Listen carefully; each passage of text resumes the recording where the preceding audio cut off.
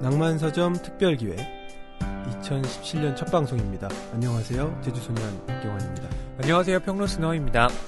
네, 병신년이 가고 정유년이 밝았습니다. 네, 저희가 이 자리에 모여서 2016년 마지막 방송을 또 특집으로 했던 게 엊그제 같은데 네.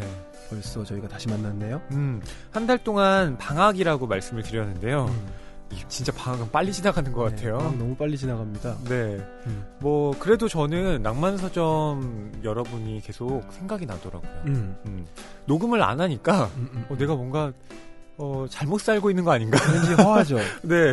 광화문에 왠지 가야 될 것 같고. 그러게요. 그런 기분이 좀 들었어요. 뭔가 말을 해야 될 것 같은데, 나한테 말 걸어주는 사람도 없고, 이런. 그 기분을 제가 어제 느꼈습니다. 아, 왜요? 어제 허희 씨 없이 저 혼자 방송했거든요. 아. 경환의 일기 특별편을. 근데 그걸 하면서 많이 느꼈습니다. 맞장구 쳐주는 사람 없으니까 진짜 말하기가 뻘쭘하구나. 네, 쉽지 않죠. 그리고 방송을 주도해 나가는 거 뭐 이렇게 대본도 준비하시고 하는 게 늘 허희 씨였잖아요. 정말 그동안 고생 많으셨다고 제가 말씀드리고 싶습니다. 경환 씨 또 어떤 공연에 다녀오셨다고요?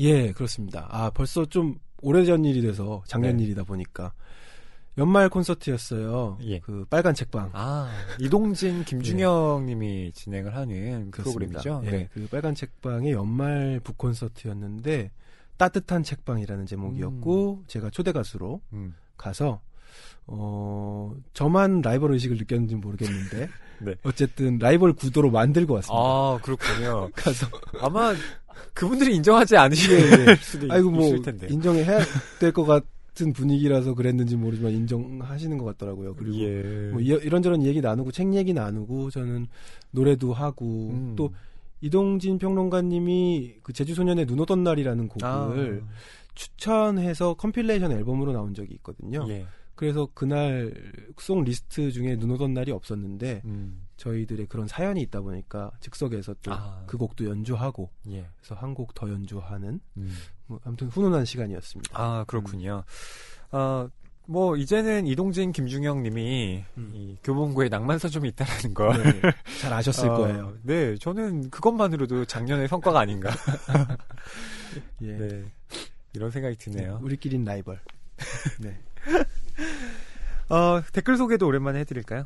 여러분들이 방학 동안 많은 댓글을 달아주셨다고 생각했는데 댓글이 참 많이 달렸어요. 예. 근데 특정 아이디가 계속해서 장문의 댓글을 달아주신 경우도 있는 것 같습니다. 네.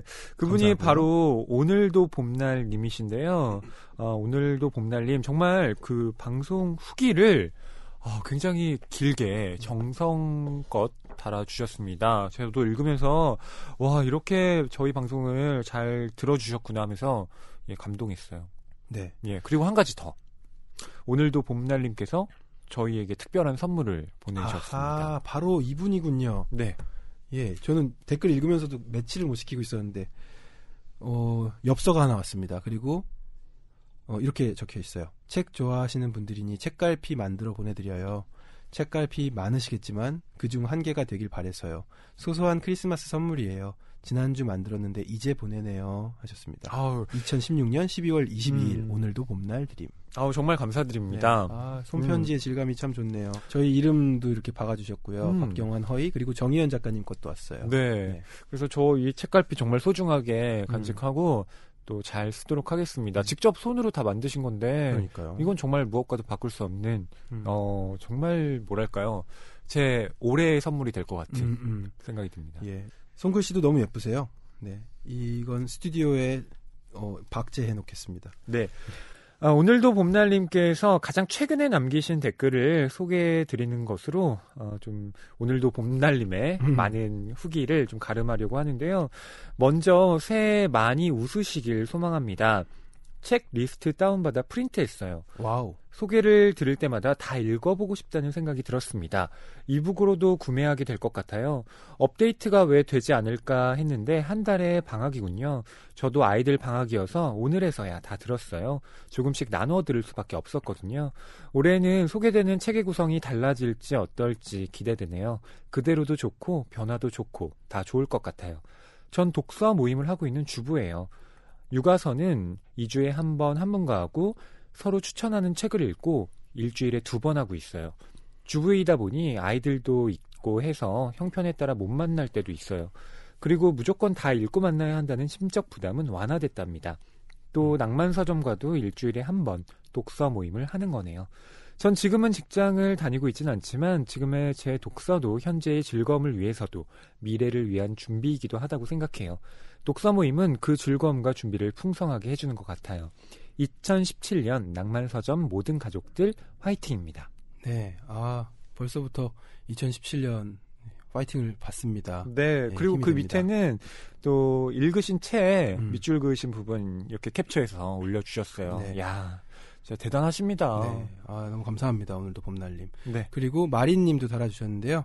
허희님, 박경환님 2016년 한 해 수고 많으셨습니다.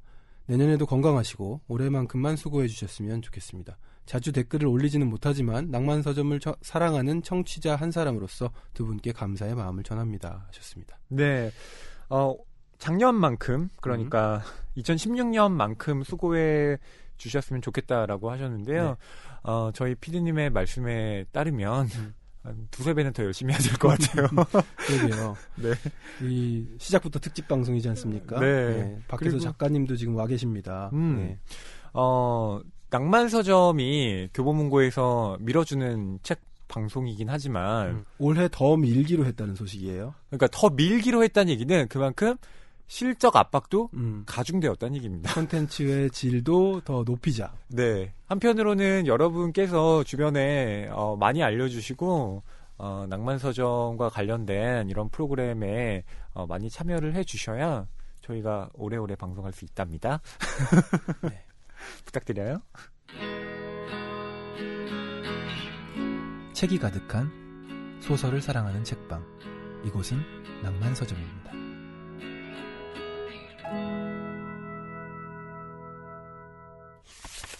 소설 전문 팟캐스트 교보문고 낭만서점이 야심차게 준비한 2017년도 특별 기획입니다.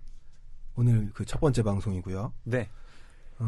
알리고 싶은 소설, 알리고 싶은 소설가 특집입니다. 부제를 서평문화의 확산을 위하여라고 달았습니다. 네. 그리고 이 서평문화의 확산을 위해서 굉장히 발벗고 나서주고 계시는 우리 훌륭한 작가님. 네. 낭만서점 출연 경험이 있으신. 그렇죠. 장강명 작가님이 함께 나와 계십니다. 안녕하세요. 네, 안녕하세요. 낭만서점 두 번째 출연하는 장강명입니다. 반갑습니다. 반갑습니다. 아, 이렇게 또 새해 뵙게 되네요. 네. 새해 복 많이 받으세요. 새해 복 많이 받으세요. 새해 복 많이 받으세요. 작가님 뭐 요즘 TV에도 이렇게 좀 보이시는 것 같고요. 바쁘신 것 같던데요. 네, 그 비주얼은 안 되는데 이렇게 TV 무슨 독서 프로그램을 하나 진행을 하게 됐습니다. 예. 그 노홍철 씨하고 같이요 KBS에서 TV 책 프로그램을 하게 됐습니다. 야, 네. 조금만 더 설명을 해주시죠. 원래는 KBS에서 TV 책을 보다라는 프로그램. 그렇죠. 거기 종종 예, 패널로 예. 나가시지 않았나요? 예, 그러다가 이제 김창완 씨가 네. 예, 메인 MC를 하시면서 김창완 다른 선생님이 패널들은 하셨고. 다 사라졌습니다. 아, 그렇군요. 네. 그 프로그램과는 다른 건가요? 아니면? 아닙니다. 뭐 일종의 시즌이라고 생각하시면 될 것 같아요. 뭐 정확한 그런 컨셉인지는 모르겠는데 김창완 선생님이 하셨던 시즌이 끝나고 그 다음 시즌을 이제 형식을 바꿔가지고 제목은 그대로 가지만 이제 노홍철 씨하고 저하고 진행을 하는 거고요. 뭐 이제 공영방송이 있고 또 이제 TV가 아무래도 요즘 베스트셀러 보면은 이렇게 드라마 PPL 나와가지고 베스트셀러 된 책들 그쵸. 있지 않습니까? 분명히 독서 문화에 영향을 미치는 매체입니다. 그렇죠. 네, 그래서 제작진도 아마 고민이 많았나 봐요. 이제 독서 프로그램이라는 거를 운영을 해야 되는데 기존하고 조금 다르게 한번 해보고 싶다. 아마 김창완 선생님이 하셨던 프로그램도 그전과는 조금 다른 좀 형태였고요. 달랐습니다. 예. 뭐 이런 방송 프로그램 출연과 더불어서 장강명 작가님이 또 야심차게 네. 기획하신 것이 바로 서평집을 네. 예, 이북 형태로 출간을 하신 건데요. 네. 예, 또 돈을 다 대셨어요? 이게 자비 어마어마한 출판입니다. 일이죠. 네. 전자책이긴 하지만요. 전자책이라 네. 가지고 뭐 인쇄비라든가 유통에 드는 비용이 안 듭니다. 예. 그리고 제목이 재밌어요. 한국이 싫어서로 우리 베스트셀러 작가의 반열에 오른 우리 장학명 작가님이 내는 책 서평집 제목은요. 한국 소설이 좋아서. 네. 인터넷 교보문고에서 한국 소설이 좋아서로 검색을 하시면 바로 무료로 다운로드 받을 수 있고요. 네. 네, 그리고 특별 페이지도 교보문고에서 만들어 주셨습니다. 순간 낭만 서점에 광고 붙은 줄 알았어요. 술술 나오네요. 그러게요. 네, 저희 미리 얘기를 좀 할까요? 네, 혹시 저희 낭만서점 청취자 여러분 중에 이 광고주 계시면요. 그러니까 환영입니다. 개인 광고도 도와주십시오. 괜찮습니다. 네. 저희가 염가에 해드리도록 하겠습니다. 높은 신년 프로그램입니다. 특판으로. 예. 네. 그렇습니다. 자, 이 책 속에서 그러니까 한국 소설이 좋아서라는 서평집 속에서 선정한 소설들이 있는데 그 중에서도 4권을 저희가 다루려고 해요. 그렇죠. 먼저 오늘은 연애의 이면 이영훈 작가님과 함께 이야기 나눠볼 거고요. 네. 탐정이 아닌 두 남자의 밤 또 다음 시간에 나눠볼 거고요. 네. 육아의 여왕 문근영은 위험해. 이렇게 4권입니다. 네, 그렇습니다. 그러니까 한국 소설이 좋아서라는 제목 하에 이제 장강명 작가님이 여러 필자들에게 아마 섭외를 하셨을 거고요. 네. 예, 그리고 책을 받아서 이제 그 서평을 모았는데요. 그 중에서 이제 저희가 이렇게 4권을 골랐습니다. 그렇습니다. 우선 청취자 여러분께 이렇게 서평집을 내게 된 계기, 그것도 무료 배포의 형태로 이렇게 기획하시게 된 연유를 좀 말씀해 주시면 좋을 것 같아요. 이게 제가 작년에 댓글 부대로 오늘의 작가상을 받았는데요. 사실은 댓글 부대가 그 전에도 무슨 공모전 수상작이라서 제주 4.3 평화문학상 수상작인데 그 상금이 꽤 크거든요. 예. 아마 지금 공모전 중에 거의 제일 많은 쪽일 겁니다. 그렇군요. 그 상금을 받았는데 이제 한 책으로 상금을 2번 받게 된 거죠. 그렇죠. 그러니까 약간 좀 민망하기도 하고 그리고 그 전부터 저도 좀 그런 욕심이 있었습니다. 지금 낭만서점 주제도 서평문화 확산인데 제가 정말 누구보다 서평문화가 확산되기를 바라는 사람입니다.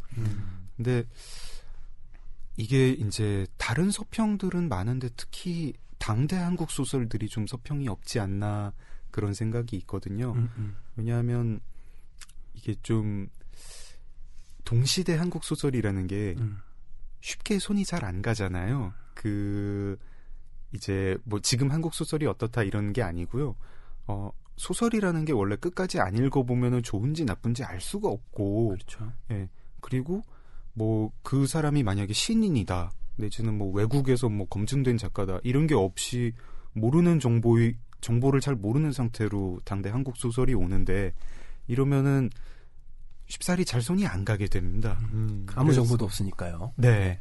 그때 서평이 있으면은 좀 한국 소설을 이거 재밌대 뭐 누가 얘기를 해주면 이렇게 골라가지고 그거를 찾아보게 되지 않을까.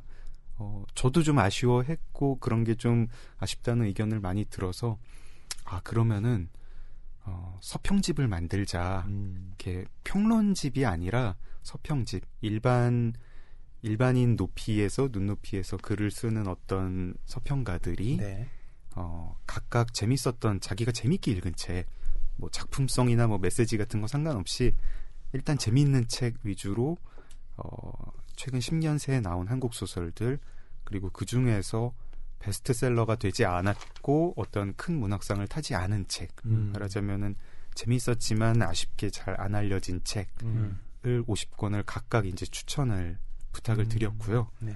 그래서 그 자기가 추천한 책에 대해서 이제 서평을 15매 정도씩 써주셨습니다. 그러니까 그 자체로 뭐 독서 에세이고 이 책 자체가 단행본 하나 두께가 되는 에세이집입니다. 그래가지고 안에 뭐 소개되는 책들을 안 읽으셨어도 그냥 읽기에 나쁘지 않은 책인 것 같아요. 그리고 전부 공짜로 내려받을 수 있으니까 전자책으로 만들어가지고 분량은 어느 정도 돼요? 일반 단행본 두께쯤 됩니다. 200정고지 한 800매 조금 안 되니까요. 그냥 제 책 댓글 부대가 딱 그 정도 분량이었고 그 정도 분량이고 받아서 뭐 처음부터 끝까지 읽을 필요도 없고 사실 이제 편의 에세이가 있는 거니까요.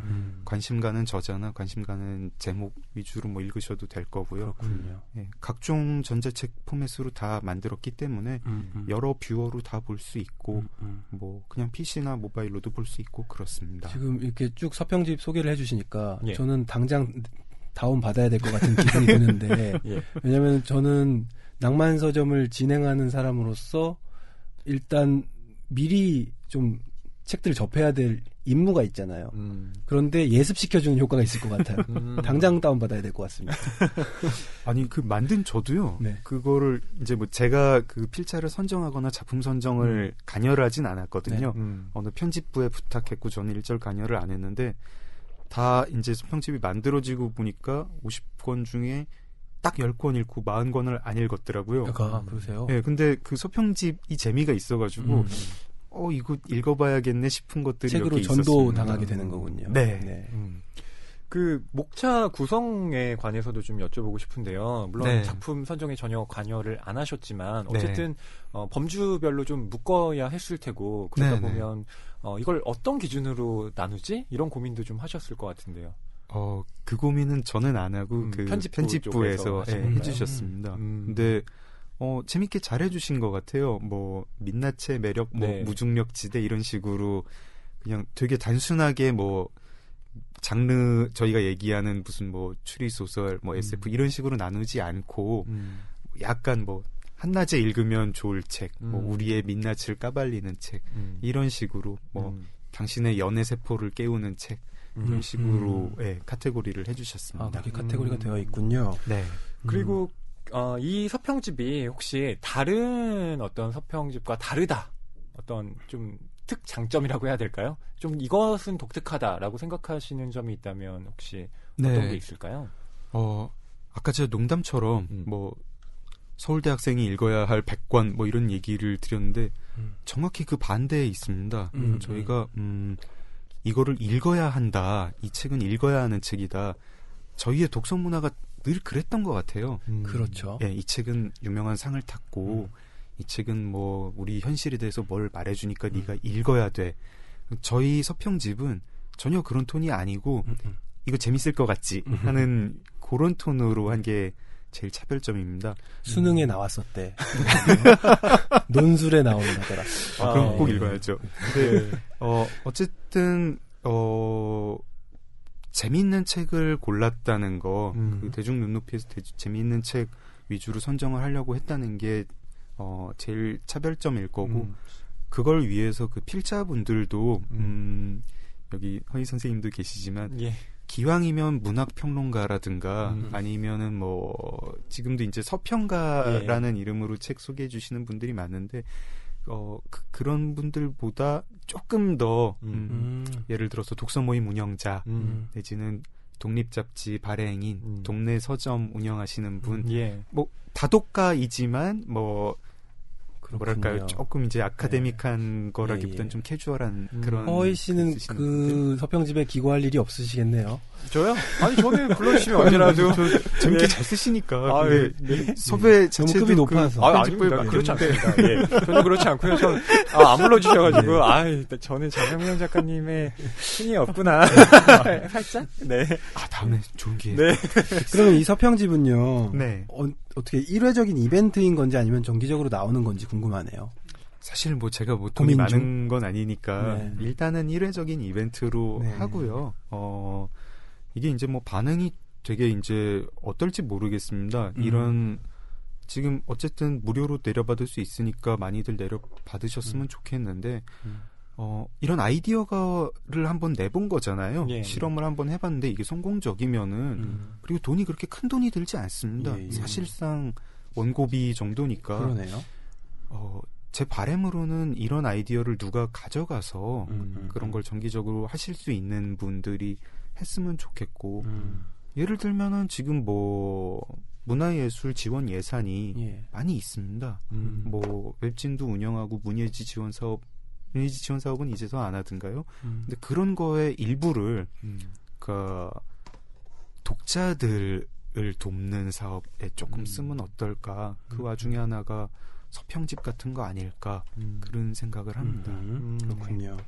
저는 이 서평집에서 이게 좀 독특하다면 독특하지 않을까라는 생각이 들었는데요. 게임을 왜 하면 캐릭터의 능력치가 나오잖아요. 네. 순발력, 근력 뭐 이런 식으로 네. 약간 이렇게 그래프화돼서 네, 이렇게 딱 표시가 되어 있는데 이번 서평집에도 그 오른쪽 윗부분에 네, 네. 그런 식의 능력치를 환산한 감성더라고요. 재미있는 표가 네. 같이 첨부되어 있군요. 그 아이디어는 제가 이 서평집을 월간책이라는 잡지를 만드는 월간책 편집부에 부탁을 드렸는데요.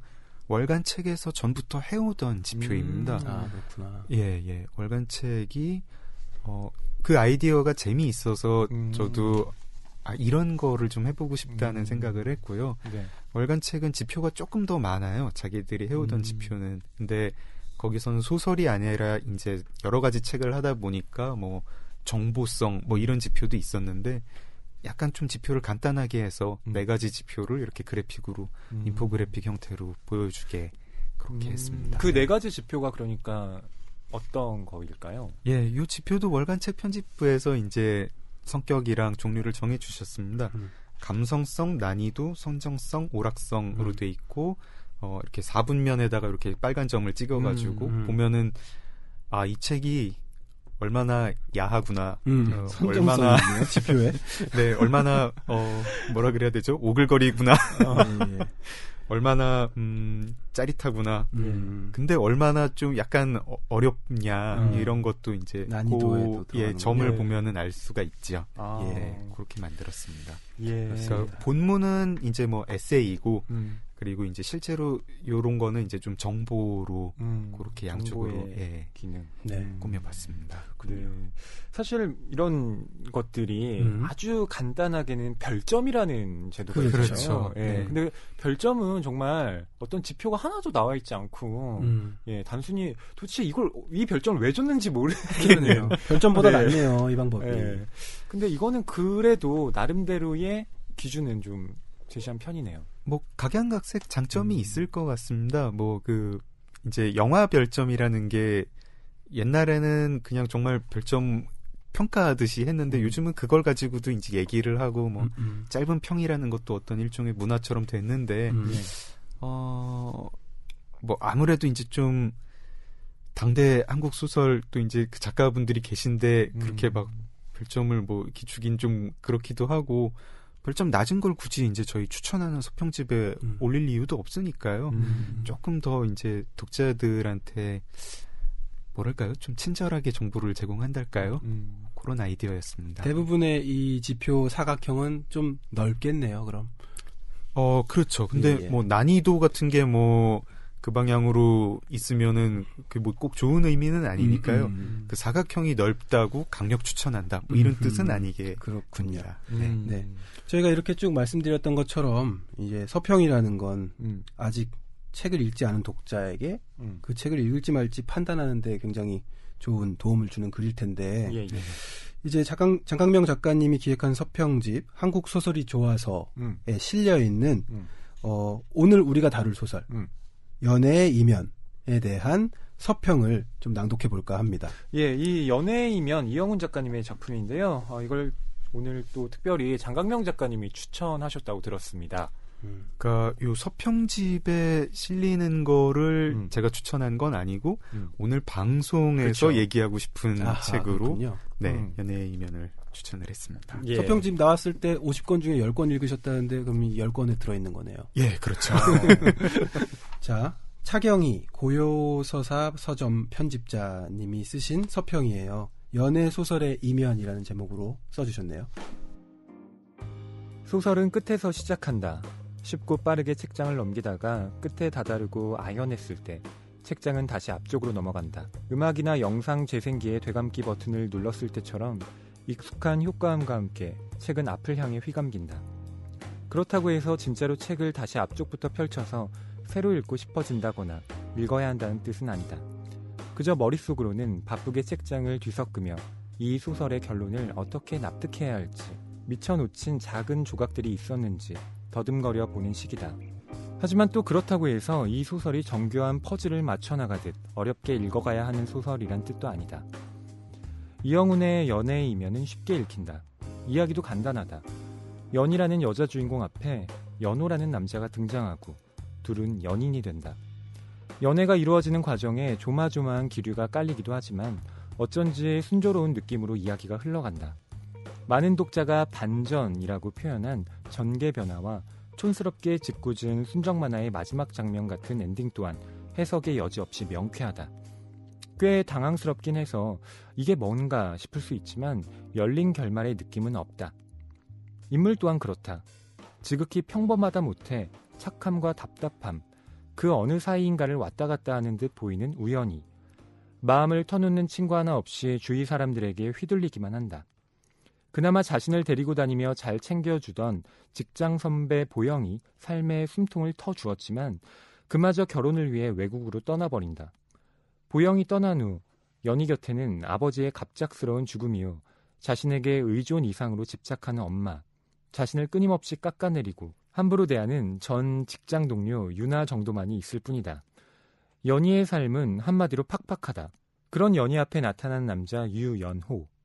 외국으로 떠날 보영이 연희에게 한 남자를 소개해주겠다는 말을 한 뒤 등장한 그는 우리의 현실에서는 결코 흔하지 않지만 소설이나 드라마 속에서는 숱하게 접해온 인물이다. 외모와 재력은 기본인 듯 갖추었고 인내와 배려심은 어렵지 않은 옵션인 듯 탑재했다. 그렇다. 굳이 세세히 언급할 필요가 전혀 없이 두 인물은 연애 소설에 등장하는 캐릭터의 정석이다. 물론 끝에 다다랐을 때 전개되는 의외의 상황과 둘의 선택 덕분에 아주 평면적 인물인 연희, 연호에게 갑자기 툭 특이성 같은 게 얹어지는 느낌이 들기도 하지만 글쎄 주변 사람들의 박대를 꿋꿋하게 견디며 세상에서 제일 착한 듯 굴지만 왕자님의 잔혹한 대리복수는 달콤하게 삼킨 숱한 공주님들을 떠올려보자.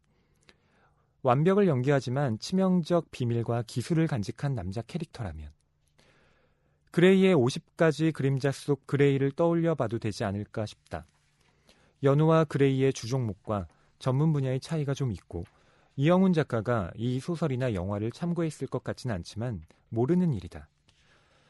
짧은 시간을 들여 재미있게 읽을 만한 쉬운 소설을 찾는 독자라면 충분히 만족할 만한 책이다. 그런데 또 인물이나 이야기를 분석하며 소설의 여운을 즐기고 메시지를 파악해보고 싶은 독자에게도 꽤 흥미로울 책이다. 지금까지 뻔한 것 투성이인 평범한 소설이라는 듯 실컷 써놓고 이게 무슨 말이냐고 되물을 수도 있다. 나는 이 소설이 지나치게 비현실적 평범함을 추구하다가 오해만 잔뜩 사버린 작품이라는 사실이 아쉽다는 점을 말하고 싶다. 앞서 이 소설은 퍼즐 맞추듯 읽을 필요가 없다고 했다. 진부한 요소는 다 갖춘 듯 보이는 게 하나의 위장이라고 느껴지긴 하지만 비비 꼬아놓거나 작가만 알 어떤 단서를 숨겨놓지는 않았다. 이 소설은 마치 케이크에 발린 두꺼운 생크림을 걷어내고 그 속에 켜켜이 쌓인 층을 하나씩 벗겨내며 음미하는 듯한 즐거움을 준다. 어쩌면 연애라는 것의 이면은 반전처럼 짠 하고 드러나는 게 아니라 얇은 층을 하나씩 걷어내도 영원히 알지 못하는 것 같다는 메시지가 소설 자체에 적용된 것 같다고 하면 지나친 감상일까? 작가는 모든 것을 투명하게 쌓아 올렸다. 수동적 인물로 보이는 연희에 대해서는 더 그렇다. 몇 가지만 말하자면 연희를 둘러싼 사람들에 대한 묘사는 모두 그들이 연희를 어떻게 대하는지에 초점이 맞춰져 있다. 자기들 하고 싶은 대로 끌고 다니는 건 비슷하지만 연희를 존중하는지 아닌지에 따라 좋은 인물, 아닌 인물로 구분된 보영과 유나, 그리고 또 연희와 연호가 주고받는 누군가는 오글거리지만 달달하다라고 표현하기도 한 대화에 사실 감정은 없다. 연희는 그저 연호가 자기를 어떻게 생각할지에만 몰두하여 이름이나 직업을 묻는 일도 뒷전, 그가 무엇을 좋아하는지 혹은 어떤 사람인지에 대한 궁금증을 드러낸 적이 없다. 그녀의 마지막 선택 또한 지극히 이기적이다. 연호는 애초에 그의 진심 혹은 그런 어두움을 간직하게 된 사연을 말할 기회조차 얻지 못하는 인물이다. 소설은 대부분 연호가 연희에게 베푼 행위에 관해서만 설명하고 연희가 궁금해한 부분에 대해서만 입을 열게 한다. 끝끝내 연희는 사랑스러운 키스로 그의 입을 막아버린다. 어쩌면 마지막 반전은 연호의 비밀을 갑자기 던져줌으로써 이해와 불이해의 기로 앞에 연희와 독자를 세워버리고 결국 연희가 더 무서운 사람이란 사실을 눈치채지 못하게 만들기 위한 장치가 아닐까. 그렇지만 예민한 독자는 왠지 곱씹어보게 된다. 이 소설이 남긴 찝찝함이 과연 연호 때문인지 연희 때문인지. 연애와 소설. 단순히 드러난 것만 보려 하면 영원히 무지한치 행복할 수 있다. 그렇지만 그것처럼 지루한 일도 없을 것이다. 생크림을 다 먹어치우고 나면 무엇으로 만들어졌는지 알 수 없는 층들이 자꾸만 나타난다. 그런데 진짜 재미는 그 안에 있을 수 있다. 연애든 소설이든 조금 더 파고들어보자. 연호처럼 어마어마한 것이 숨겨져 있을 가능성은 적겠지만 낯선 맛과 향기의 이면이 연애를, 소설을 이채롭게 해준다. 경환 씨는 이 서평 보시면서 예. 어떠셨나요? 정말 연애의 이면 읽어보고 싶다. 뭐 이런 독서 욕구가 불끈불끈 생기셨습니까? 네, 읽어보고 싶다. 읽어보고 싶다 쪽이고요. 네. 다만 스포 다량 보유. 이게 어떤 스포요? 스포가 좀 있는 것 같아요. 어느 정도. 마지막에 네, 좀 어느 정도 선이 좀 어. 넘은 것 같아요. 왜냐면은 너무나 중요한 그런 부분들이 있기 때문에 소설에서. 그리고 그것만큼은 정말 모르고 저는 왠지 스포 그렇게 중요하게 생각 안 하거든요. 예. 사실 낭만서점 하면서도 다른 책 읽을 때도 결말이 일단 중요해서 빨리 보고 이렇게 그냥 빨리빨리 읽는 경우가 많은데 이 책의 경우는 정말 앞에서부터 쭉 즐기면서 뒤에서 느끼는 그 쾌감 엄청났는데 서평에 의해서 조금은 깎일 수도 있는 게 아닌가 네, 좀 생각했습니다. 그렇습니다. 저는 이거 읽을 때 반전이 있는 줄도 모르고 읽었는데 근데 반전이 있다고 하니까 서평에 나와 있으니까 좀 아쉽네요. 그리고 안 찝찝한데. 그러신가요? 저는 또 다를 수 있죠. 상쾌하게 읽었습니다. 또 이 차경희 선생님은 좀 그런 게 있었나 보죠. 그러니까 아마 이 서평을 보신 분들은 연애 소설의 이면이라는 제목에서 그러니까 연애 소설이라는 것이 우리가 갖고 있는 그 달콤함, 그 반대편에 있는 것은 과연 무엇일까라는 것을 생각해 보게 될 거고요. 그러면서 자연스럽게 이 연애의 이면이라는 이 이영훈 작가님의 책을 또 펼쳐보게 되지 않을까 생각이 드는데요. 네. 대부분 서평의 형식이라는 게 또 이 방금 읽어드린 이 서평에 녹아 있는 것 같아요. 이를테면 서평이라는 것이 기본적으로 어떤 작품의 줄거리를 좀 요약해주고 거기에 그 서평자의 분석이 좀 들어가고요. 근데 네, 그때의 그렇죠. 분석이라는 건 처음에 서두에 던져놨던 어떤 비유라든가 상징을 다시 회수하는 방식으로 네. 네, 이렇게 끝 마무리 맺는 그러한 어떤 형식을 취하고 있는데요. 저는 이 서평을 만약에 내가 쓴다면 어떨까? 이런 생각도 좀 해보게 됐어요. 장강명 어떻게... 작가님은 그러니까 제가 먼저 여쭤보죠. 일종의 한국의 실어서의 네. 서평 비슷하게 쓰신 거잖아요. 그래서 뒤에 달린 거 아닙니까? 서평이라고 볼 수는 없나요? 조금 그거는 이제 허희 선생님이 써주신 거는 좀 이제 작품 분석론 그렇죠. 같은 게 있었고 서평하고 약간 개념이 또 사회 비평 얘기도 그렇군요. 조금 들어갔는데 사실 이제 서평이라는 말을 저희가 한지도 얼마 안 된 것 같습니다. 뭐 명확하게 이렇게 써야 된다 그런 건 없는데 저는 뭐 독서 에세이 정도로 이해하고 있습니다. 어떻게 근데 쓰실 건가요? 사실은 그걸 장강명 작가에게 여쭤보고 싶었는데요. 경환 씨라든가. 네. 아니, 어려운 근데, 질문이 오면 남한테 넘겨주는. 네. 네. 이게 서평집을 이제 장강명 작가님이 기획하시고 만드셨다라고 했을 때 저는 사실 굉장한 기대를 했거든요. 이거 장강명 작가 만들면 뭔가 굉장히 다른 색깔, 뭔가 내가 듣도 보도 못한 서평이 나올지도 몰라. 이렇게 생각을 했는데, 사실은 그 여러 가지 독특한 점들도 있었지만, 제가 생각한 어떤 기대를 넘어서지는 못한 것 같아요. 그러니까 제가 생각했던 어떤 초과의 범위를 직접 쓰시진 않았잖아요. 그렇죠. 하지만 어쨌든 제작자로서의 어떤 걸 제가 기대한 게 있었는데, 프로듀서. 네. 그래서 다음에 할 때 직접 한번 기대를 띄워놓도록 아니요. 네. 노력해 보겠습니다. 서평의 형식이라는 것도 굉장히 요즘 저는 그게 비평의 형식과 더불어서 많이 고민을 하고 있거든요. 예. 그러니까 소설이라는 장르는 형식 실험을 많이 하잖아요. 뭐 화자를 바꾸기도 하고요. 네. 그다음에 아예 구조를 완전히 역전시켜서 결말을 앞에 써버리기도 하고, 예, 역순행적 구성을 취해서 쓰기도 하고, 뭐 여러 가지 다른 방식들이 가능한데 대체로 비평이나 서평은 비슷한 거예요. 1. 이렇게 해서 논제를 제기하고 2 그렇죠. 하면서 작품 분석으로 들어가고 네네. 그다음에 이것이 여러 가지 왜 좋은 점들 가능성을 지니고 있는지 혹 나쁘다면 왜 나쁜지 이런 것들을 하면서 마지막에는 어떤 희망찬 그럼에도 불구하고 뭔가 있다라고 하는 그게 막 정형화되는 게 좀 네. 사실 좀 보이는데 요즘은 또 저런 이런 얘기 해도 되나? 뭐 어제 누구를 만나 술을 마셨다 뭐 이런 얘기 쭉 하다가 끝에 그 책 얘기 좀 하는 뭐 그런 서평도 있죠. 그런 서평도 네. 요즘 또 예, 있습니다. 처음 봤을 때는 오 서평 이렇게 쓸 수도 있구나 싶었는데 좀 비슷하게 여러 번 보니까 오히려 차라리 원래 클래식 하던 게 나은 거 아닌가 클래식이 싶어요. 괜히 클래식이 아, 아니다. 저도 하게 되고. 예, 비슷한 생각을 하고 있는데요. 그러니까 그것이 한두 번 보면 또 재밌는데 어느 순간 또 정형화된 형식처럼 그게 돼버리면 예. 내가 어제 누굴 만났고 당신이 무슨 생각을 이 책을 읽기 전에 뭘 했는지 궁금하지 않은데 예. 뭐 이렇게 쓰지? 라는 생각도 전 들더라고요. 저희 무슨 팟캐스트 대본처럼 서평을 써도 재밌겠네요. 어, 뭐 이렇게 그렇죠. 가상의 화자 두 사람이 뭐 이렇게 그렇죠. 얘기를 하는 식으로 한다든가. 대담집 형태로. 네. 그게 바로 이제 아까 앞에서 말씀드렸던 우리 경쟁 팟캐스트 빨간 책방에서 발간한 그 대담집을 그렇죠. 네. 제가 미리 읽고 그 방송에 아. 갔던 거였거든요. 아. 재밌더라고요.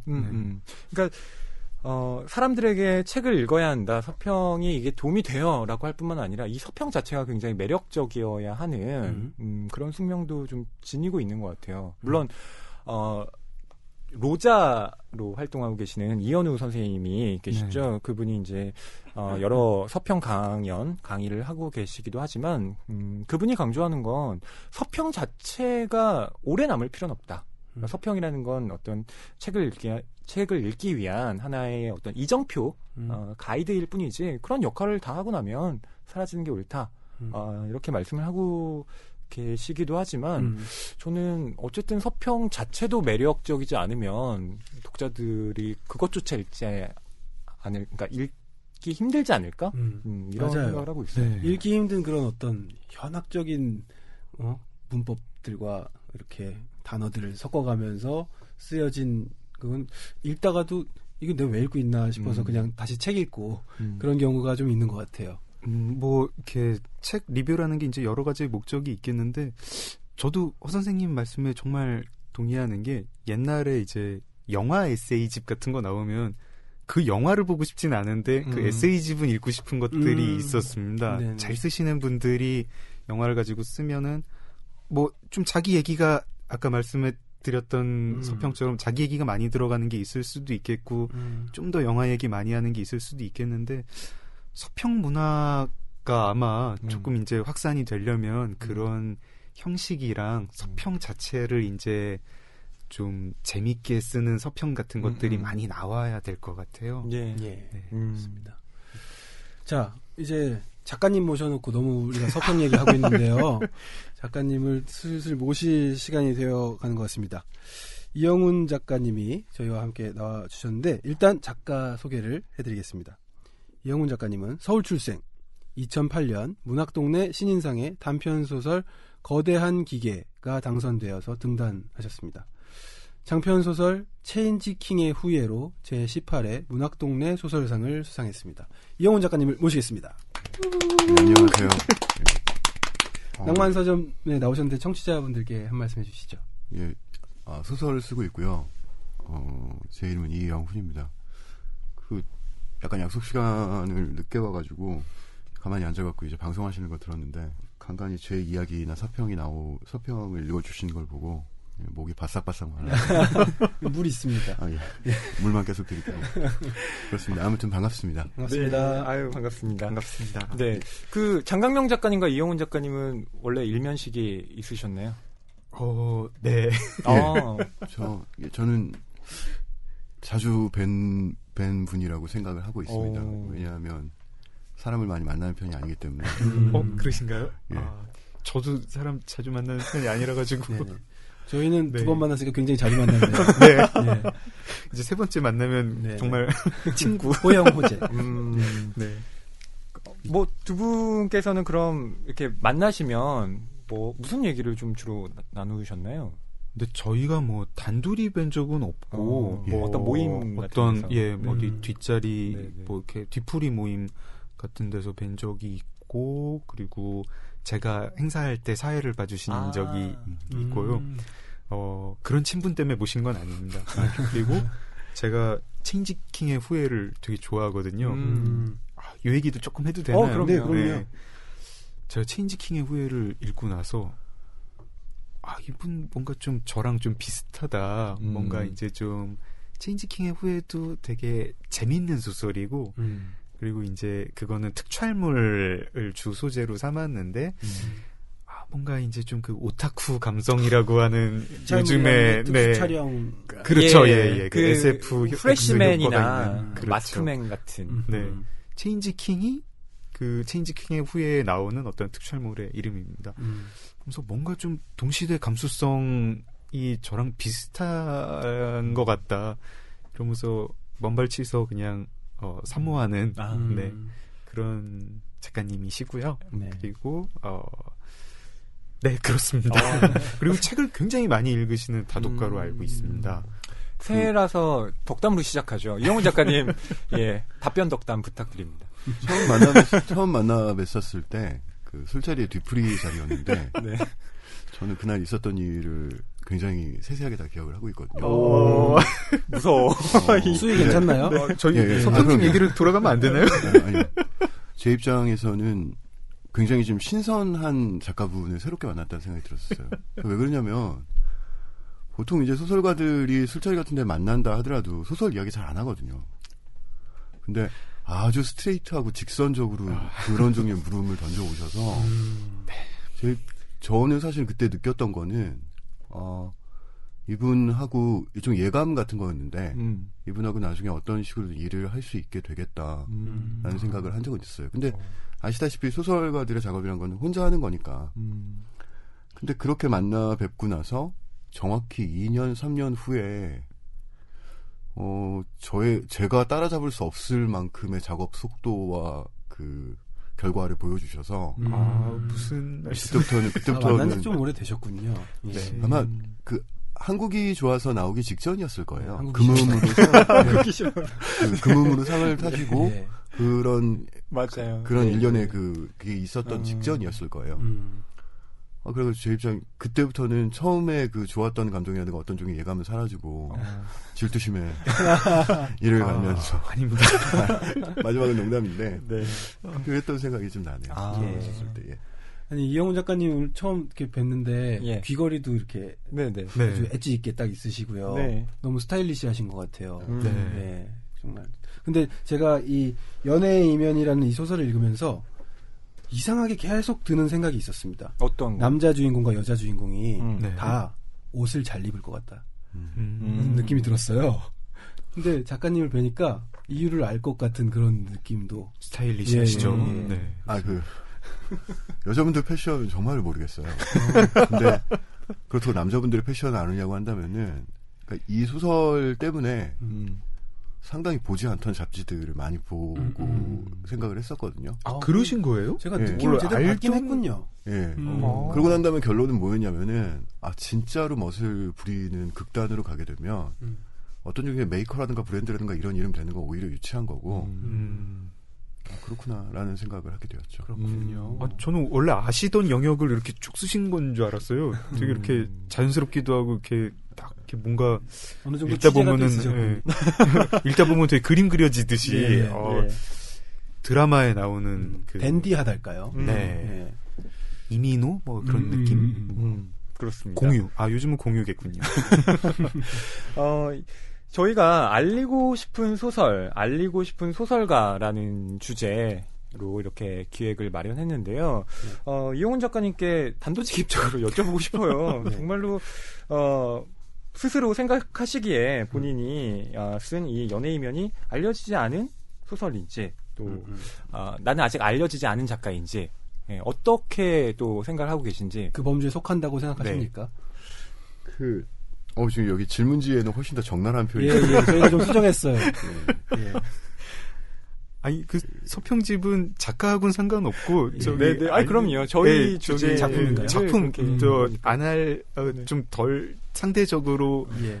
베스트셀러가 이렇게 상대적으로 재미에 비해서 팔리지 않은 예. 작품. 저평가된. 네네. 작가는 유명한 사람이어도 네. 괜찮다. 그렇죠. 네, 그런 취지였습니다. 알리고 싶은 소설가라는 말은 제 판단이 아니고 많은 분들이 저를 알리고 싶어 하신다면은 거기에 대해서는 뭐 제가 할 말이 없고요. 네네. 예. 알리고 싶은 소설이라고 한다면은 다른 누구보다 제가 그렇습니다. 어. 어떻게 하면 알릴 수 있을까? 사회적으로 큰 무리를 한번 일으켜볼까? 노이즈 마케팅. 이런 식으로 생각했었고 음주운전을 하고 싶어도 운전면허가 없기 때문에 못하고. 운전면허 없군요. 아무튼 무면허 운전. 예. 훨씬 더 멋지겠네요. 무면허 운전, 종로 한복판, 도심질주. 네. 만약에 그렇게 이 소설이 더 알려져야 되는데 상대적으로 덜 알려졌다면은 왜 덜 주목받은 상태에 놓여 있다고 생각하십니까? 이 질문, 이런 형태의 질문을 예. 받았을 때 이 작가는 소설을 쓴 사람은 할 수 있는 얘기 하나밖에 없는 것 같아요. 제가 잘 못 썼기 때문입니다. 근데 그렇지 않기 때문에 이제 서평집에 실린 것은 아닐까요? 그것은 뭐 여러 가지 그 부차적인 인간관계라든가 정치적인 일정 같은 것들이 고려된 선택일 수도 있고. 전혀 아니고 예. 작가님은 그렇게 말씀하실 수밖에 없지만 말씀을 마치시면 제가 생각하는 이유를 그런데 소설을 발표하고 그다음에 저만 그런 건 아닐 거라고 믿고 있어요. 소설을 발표한 다음에 이제 나오는 서평들을 다 읽어보죠. 나온 지 한 2, 3년쯤 된 것 같은데 아직도 가끔 찾아봅니다. 이 서평을. 그리고 너무너무 제가 좋아하는 서평을 써주신 분들이 많이 있으세요. 지금 읽어주신 이 서평 같은 경우에는 나중에 이 서평을 쓰신 부분을 한번 찾아뵙고 인사를 드려야 되지 않을까 싶을 정도로. 안녕하세요. 저는 서점 고요서사를 운영하고 있는 차경희라고 하고요. 일단은 이 이영훈 작가님의 연애이면을 소개하게 된 이유는 사실 개인적으로는 약간 어두운 이야기를 다루는 한국 소설들에 끌려서 재미있고 흥미로운 한국 소설을 소개하자는 기획 의도에 맞는 책을 고르는 게 쉽지는 않았습니다. 그러다가 은행나무에서 나오는 노벨라 시리즈들을 좀 먼저 살펴보게 됐는데요. 분량이 짧기도 한데 그 안에서 좀 삶의 다양한 이면들을 잘 포착하고 있고 어렵지 않게 쓰인 게 일단 매력적이라고 생각을 했어요. 그 중에서도 사실 연애이면은 서점에 오셨던 한 손님분이 이영훈 작가의 좀 최근 책을 읽고 싶다고 얘기를 하면서 드리게 됐는데요. 그 손님분 덕에 저도 읽게 됐고 일단은 무척 빨리 되게 재미있게 읽었습니다. 근데 책을 좀 읽고 나서 리뷰들을 보니까 이 책을 살짝 오해하는 독자들이 좀 있지 않나 싶다는 생각이 들었어요. 일단은 좀 단순한 로맨스 소설처럼만 읽히는 게 좀 아쉬웠고 그래서 좀 제가 글을 쓸 수 있는 기회를 통해서 약간 이 소설이 연애 그리고 연애 소설에 대해 여러모로 좀 생각해 볼 수 있는 잘 짜인 재미있는 소설이라는 점을 좀 말씀을 드리고 싶었습니다. 그리고 사실 개인적인 이유가 하나 더 있는데 기억을 못 하시겠지만 한 5, 6년 전에 만나뵐 적이 있었는데 그때 제가 소설을 왜 쓰시게 됐는지 질문을 한 적이 있어요. 근데 제가 그 다음 답이 기억이 안 나는 거예요. 근데 소설가 분한테는 되게 중요한 질문이었을 수 있는데 제가 좀 그게 기억이 안 나는 게 계속 미안한 감정으로 남아있다가 지금까지 쓰신 소설 그리고 앞으로 쓰신 소설을 좀 독자로서 읽다 보면은 자연스럽게 그 답을 제가 또 알 수 있게 되지 않을까라는 생각이 일단 들어서 앞으로도 더 많이 쓰시는 소설가가 되셨으면 좋겠습니다. 책이 가득한 소설을 사랑하는 책방. 이곳은 낭만서점입니다.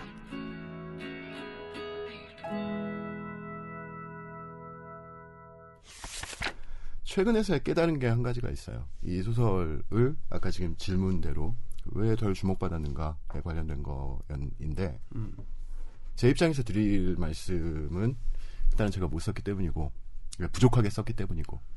근데 그건 이외에 다른 지금 깨달은 부분은 어떤 거냐면은 예전에는 장르가 팬덤을 만드는 거라고 생각을 했었어요. 어떤 소설에 장르가 있으면 이 장르를 중심으로 팬들이 모이는 거다라고 생각을 해왔었거든요. 그런데 이 소설을 발표하고 이 소설을 읽은 분들의 여러 가지 서평을 읽으면서 깨달은 건 뭐냐면요. 정반대예요. 팬덤이 장르를 유지하는 거구나. 혹은 팬덤이 장르를 형성시키는 거구나. 때로는. 이게 실 독자층이 여전히 유효하게 작용하는 해외 쪽의 출판계에서는 이런 일들이 당연하게 벌어지는 거인 것 같아요. 그런데 굉장히 이거는 제가 제 생각이 잘못됐으면 좋겠다고 믿고 있거든요. 지금도 그렇게 생각을 하고 있고요. 바라고 있어요. 그런데 제 생각이 잘못된 거였으면 좋겠는데 제 판단으로는 우리나라에는 그 실 독자층이 부족해요. 맞습니다. 그러니까 네. 팬덤이 어떤 장르를 불러오지도 못할 뿐더러 설사 어떤 장르가 호출된다 하더라도 유지가 안 되는 거죠. 그러니까 그 덜 주목받았다라는 이야기를 하게 되면은 결국에 이거는 판매량의 문제인데 일단 1차적으로 작가 입장에서 말씀을 드리자면 어쨌거나 이 소설은 제 내부 테스트는 다 통과를 한 소설이에요. 그게 아니라고 한다면 내면 안 되죠. 지금. 그렇죠. 근데 완성을 하고 읽어봤을 때 처음에 이런 목표가 있었고 여기까지 이거는 됐고 이거는 안 됐지만 그래도 종합으로 따졌을 때 사람들한테 보여주었을 때 창피하진 않겠다 라는 판단이 첫 번째. 두 번째, 이 작업이 나에게 유의미한 작업이다 라는 종의 내부 기준을 통과를 했기 때문에 발표를 했는데 뭐 많이 팔리면 좋긴 하지만 그것과는 관계없는 지점에서 많은 부분들이 좀 잘못 엇나갔구나 라는 생각을 하게 됐고 이 엇나간 부분이 제가 잘못 쓴 부분도 있겠지만 제가 이전에 어떤 종류의 소설이 형성되는 그 과정에 대해서 생각을 했었을 때랑은 조금 다른 그런 과정이 있었구나라는 걸 깨닫게 됐어요. 그렇군요. 요즘은 굉장히 절실하게 그걸 느낍니다. 팬덤이 없이는 어떤 종류의 실 독자층이 우리가 그걸 어떤 식으로든 몇 년 내로 만들어내지 않고서는 점점 더 다양한 소설들을 볼 수 없게 되지 않을까. 그게 굉장히 불안하고 그렇다고 한다면 쓰는 사람 입장에서 어떤 걸 준비해야 할까를 고민해야 되는 시점이라고 생각합니다. 네. 정말 10분 공감하는 내용이고요.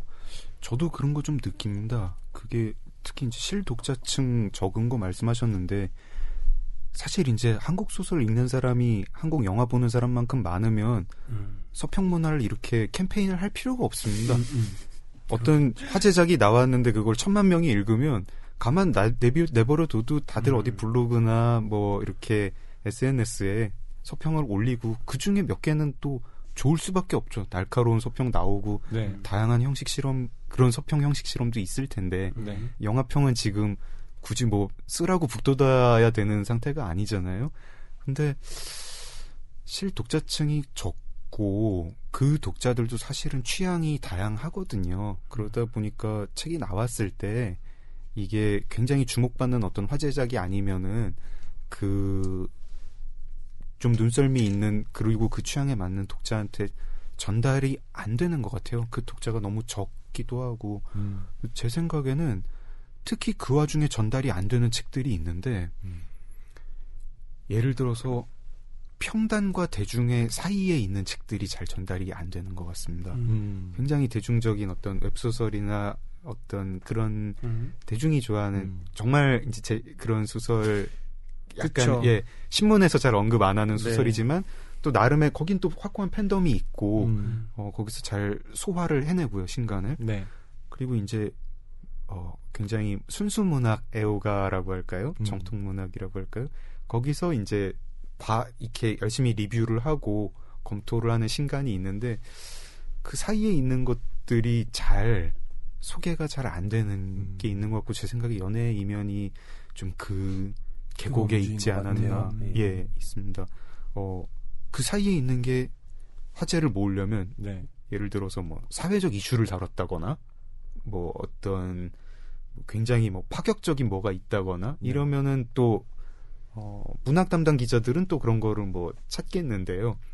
제가 좀 그런 덕을 봤죠. 댓글 부대라든가 뭐 이런 게 그런 걸 텐데 재밌는 소설인데 네. 이게 연애 이면이 뭐 굉장히 막 현실 비판을 표면적으로 하는 책은 아닌 것 같은 느낌이고 막 이제 그런 뭐 막 문학 평론을 멋있게 붙일 것도 아니고 사실은 약간 좀 독자를 배반하는 책이기도 하다 보니까 예 그래서 저는 전달이 안 됐지 않았나 그런 생각을 합니다. 그런 거를 좀 서평이 좋은 서평이 이 책 재밌어라고 좀 그런 거를 바라는 독자들도 또 근데 있거든요. 예. 재밌는 한국 소설 읽고 싶은 연애이면 읽어보신 분들 다 재밌어합니다. 맞아요. 좋아합니다. 특히 끝까지 읽어보신 분들은 무조건 재밌다고 할 것 같아요. 네. 근데 중간에 네. 멈추신 분들은 모르겠지만 중간에도 재밌습니다. 예, 중간에도 물론 재밌지만요. 묘하게 가학 피학적으로 재밌는데 그런 거를 서평이 좀 이렇게 밀어줬으면 하는 생각입니다. 예. 예. 그러면서 저는 동시에 그 서평이 결국 서평가의 타이틀을 항상 달고 나타날 수밖에 없잖아요. 그러니까 블로그 같은 경우야 뭐 아이디나 닉네임을 사용하니까 좀 다른 문제라 하더라도 가령 그 뉴욕타임즈의 글을 싣고 있는 네.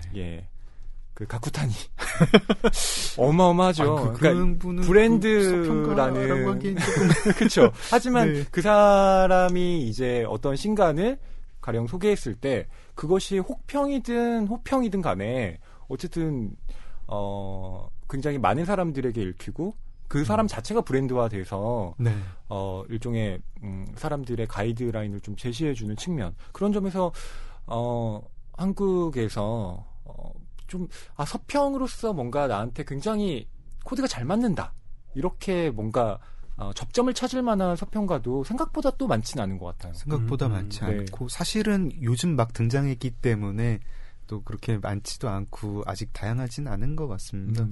저는 뭐 한 사람의 서평가가 여러 장르 다 읽기보다는 뭐 그렇죠. 네 여러 사람이 뭐 무협 소설 서평하시는 분도 나오고 뭐 이런 식으로 다양한 장르를 검토해 주셨으면 하는 작가님께서 작가의 말에 이 소설은 로르카의 연극 피의 결혼식을 보고 난 후에 쓰기 시작했다 이렇게 말씀을 해주셨는데 이 어떤 연관이 좀 있습니까? 그 한국에서 공연했던 로르카의 연극이었고 굉장히 탱고 무용하고 그 접합한 무대였는데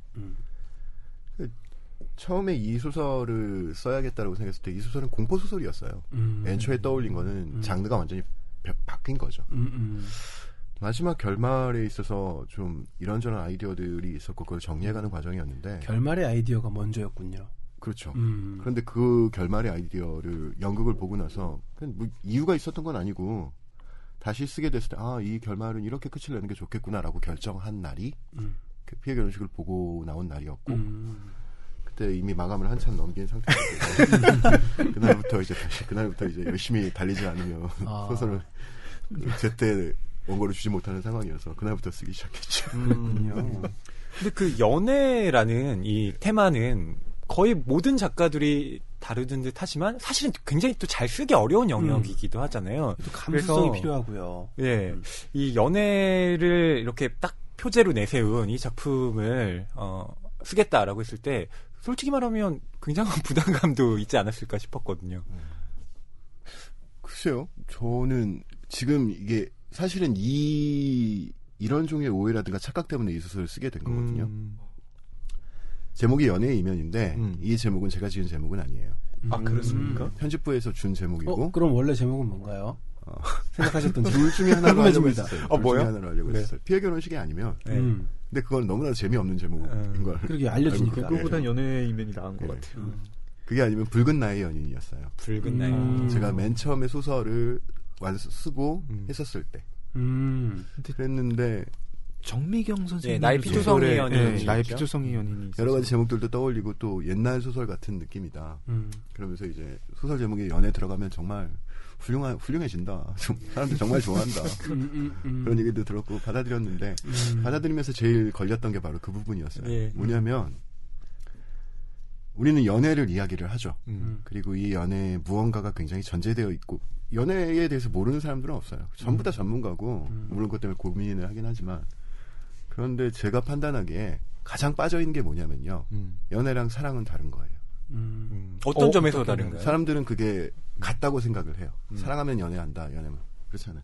사랑은 내면적이고 굉장히 궁극적인 감정의 문제, 때로는 존재의 문제이기도 한데 연애는 관계의 문제예요. 너무너무 사랑하지만 연애할 수 없는 사이가 있어요. 이 세상에. 우린 너무너무 많이 봐요. 그렇죠. 너무너무 잘 네네네. 아시잖아요. 그러니까 저 사람 너무너무 사랑하는데 때려. 술을 먹고 자기 파괴적인 뭐 그런 걸로 이런 관계 너무너무 많이 보셨잖아요. 그래서 이게 사람들한테 오해가 될 수도 있겠구나. 왜냐하면 이 소설을 쓴 이유 자체가 예.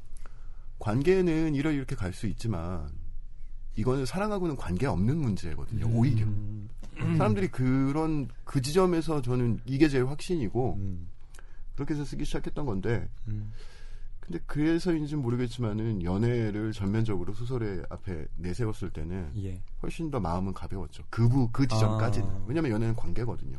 에티켓이고 매너고 서로 간에 어떤 종류의 애티튜드고 태도의 문제고 그런 거기 때문에 별다른 고민을 하지 않았습니다. 다만 그 관계 안쪽에 들어갔을 때 어떤 종류의 감정을 어떻게 보여줄 수 있을 것인가가 저의 목표였고 예. 그렇게 해서 쓰여진 거였습니다. 예. 그렇게 듣고 보니까 진짜 책 내용이 그렇네요. 사랑 없는 연애라고 해야 될까요? 연애 지상주의의 그러니까 여기 지금 말씀하신 이 서평을 써주신 분께서 너무너무 잘 지적을 해주신 게 그러니까 지금 저는 의도적으로 책을 다시 읽어보시면 알겠지만 남자 주인공도 여자 주인공도 사랑이란 말은 입에 꺼내지 않아요. 예. 그 문장도 기억납니다. 처음부터 끝까지 쓰지 않으려고 노력했거든요. 처음부터 끝까지. 근데 그러면 마지막에 이 여자분이 정말 무언가 사랑에 가까워져 갔을 때는 언제냐면 예. 모두가 악마적이라고 생각하는 그 선택을 하게 됐을 때예요.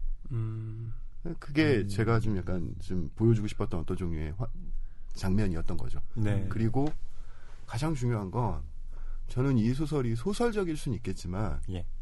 문학적일 수는 없겠다라고 생각을 하고 처음부터 쓰기 시작했었어요.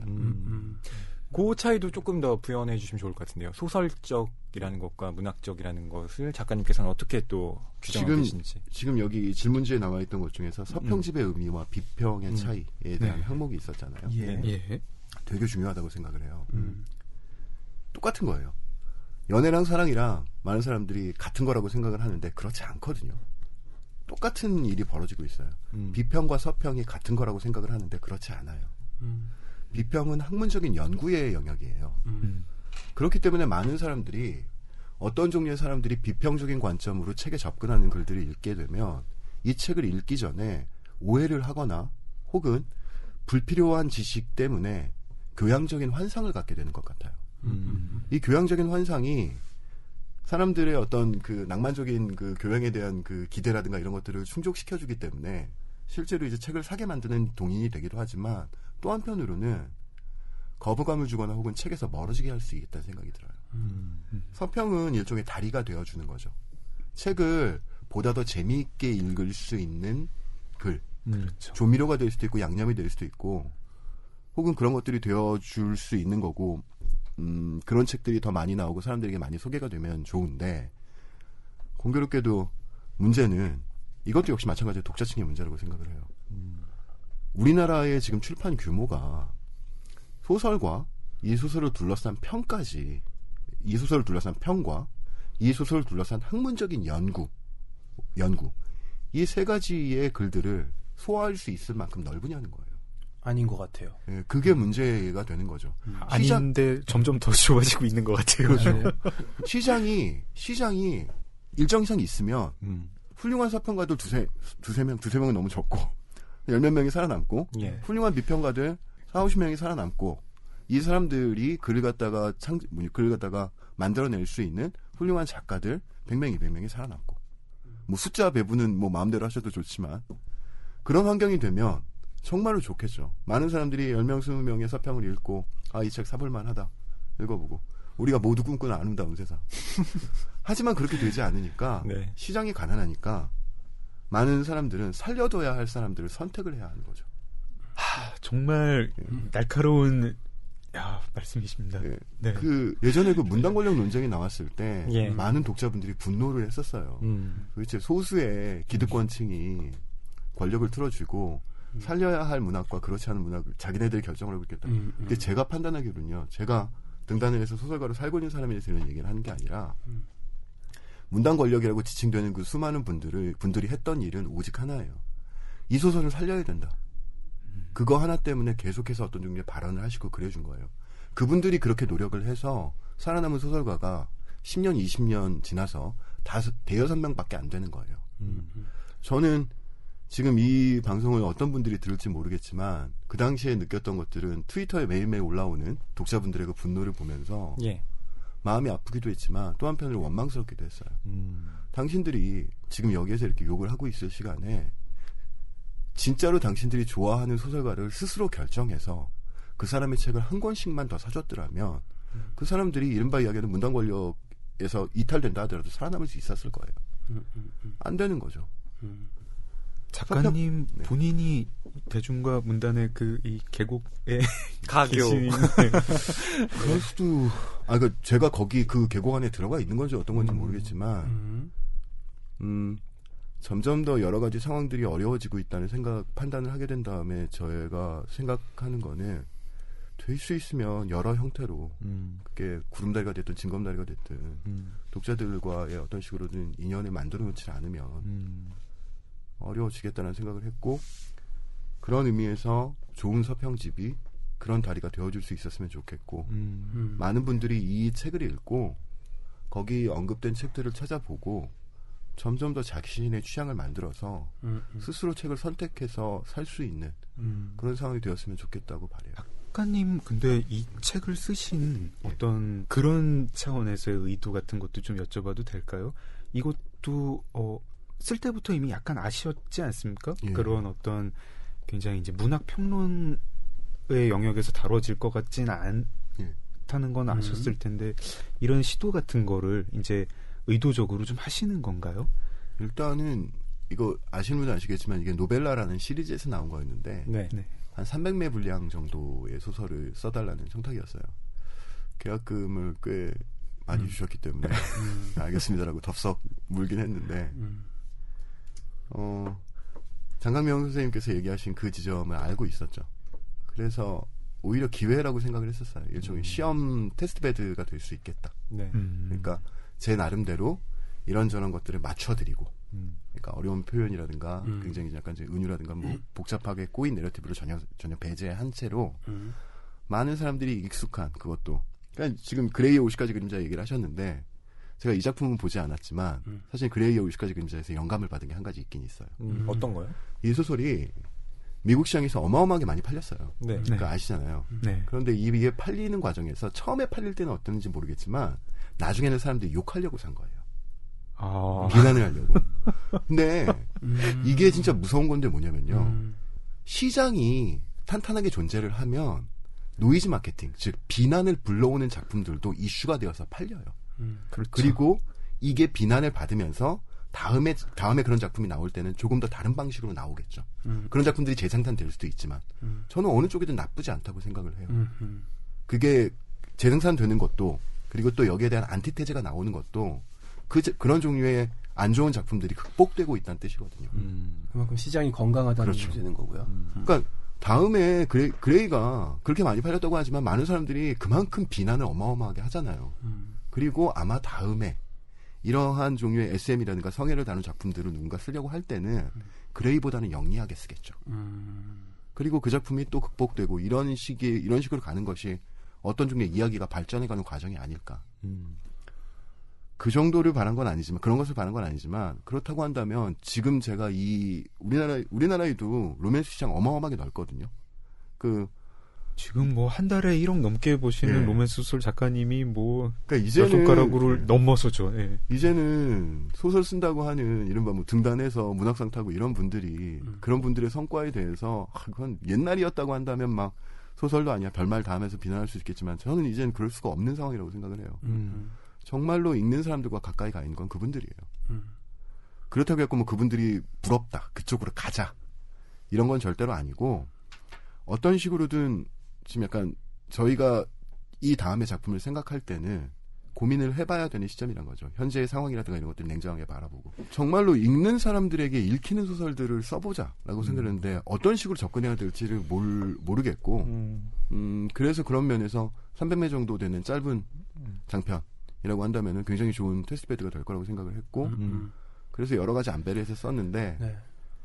되게 재밌는 이야기 몇 가지를 하나 해보자면요. 예. 첫 번째는 제 딴에는 정말로 쉽게 썼다고 생각을 했어요. 근데 어떤 서평을 쓴 분 중에서는 어떤 분은 너무 어려워서 못 읽겠다는 거예요. 아까 결말부 이야기를 하셨잖아요. 예. 어떤 분은 결말부를 읽어보고 너무 무섭고 끔찍해서 더 못 읽겠다는 거예요. 그런데 또 어떤 분이 어떻게 보면은 읽으셨나 보네요. 그런 분들이 사실은 어떤 타겟 중에 그렇죠. 하나였던 거죠. 네. 로맨스 소설 독자님들. 그런데 또 어떤 분은 예. 결말부가 너무 약하다는 거예요. 자기 같았으면 훨씬 더 그러니까 이렇게 다양한 종류의 요구가 있고 다양한 종류의 그 지점들이 있는 거구나 라는 그런 생각을 하게 됐고 굉장히 좋은 경험이었어요. 저를 가장 즐겁게 했던 서평은 뭐였냐면요. 예. 네. 이분이 거의 하루에 1개, 2개씩 로맨스 소설의 서평을 올리시는 분이에요. 이분이 초중반까지는 너무너무 재밌게 읽었는데 맨 마지막 결말이 이게 뭐냐. 지금 저는 그분을 만나서 차라도 한 잔 사드리고 싶을 정도로 너무나도 그 서평이 마음에 들어서 정말 미사일처럼 의도한 그렇죠. 관역에 의도한 효과를 일으킨 건가요? 예. 의도한 효과인가요? 제가 의도한 효과였고 많은 분들이 거기에 대해서 이런저런 의견들을 주시는 걸 듣고 난 다음에는 이제 다음 작품이라든가 이런 것들을 떠올릴 때는 네. 여러 가지를 훨씬 더 안배할 수 있겠죠. 근데 이 얘기를 하는 게 조심스러워요, 너무너무. 아니 근데 굉장히 시원하게 말씀해 주신 것 같고 연애의 이면을 쓰신 의도라든지 이런 모든 것들을 이해하는데 큰 도움이 되는 얘기였습니다. 근데 저희가 사실 아까 그 술자리에서 처음 배웠을 때 뭐 약간 이제 했던 이야기 같은 게 이런 거였고 이런 거였어요. 예, 네. 전략 뭐 살아남는 전략 뭐 이런 거 얘기를 그래서 했었고. 다이렉트로 물어보셨다고 한 게 네. 아니, 생존. 너무나도 네. 당황스럽게 인사만 딱 드린 상태에서 그 앞으로의 글을 쓰는 전략이 어떤 건지 여쭤보시는 거예요. 근데 제가 잘 여쭤본 거죠. 예. 아시는 분께.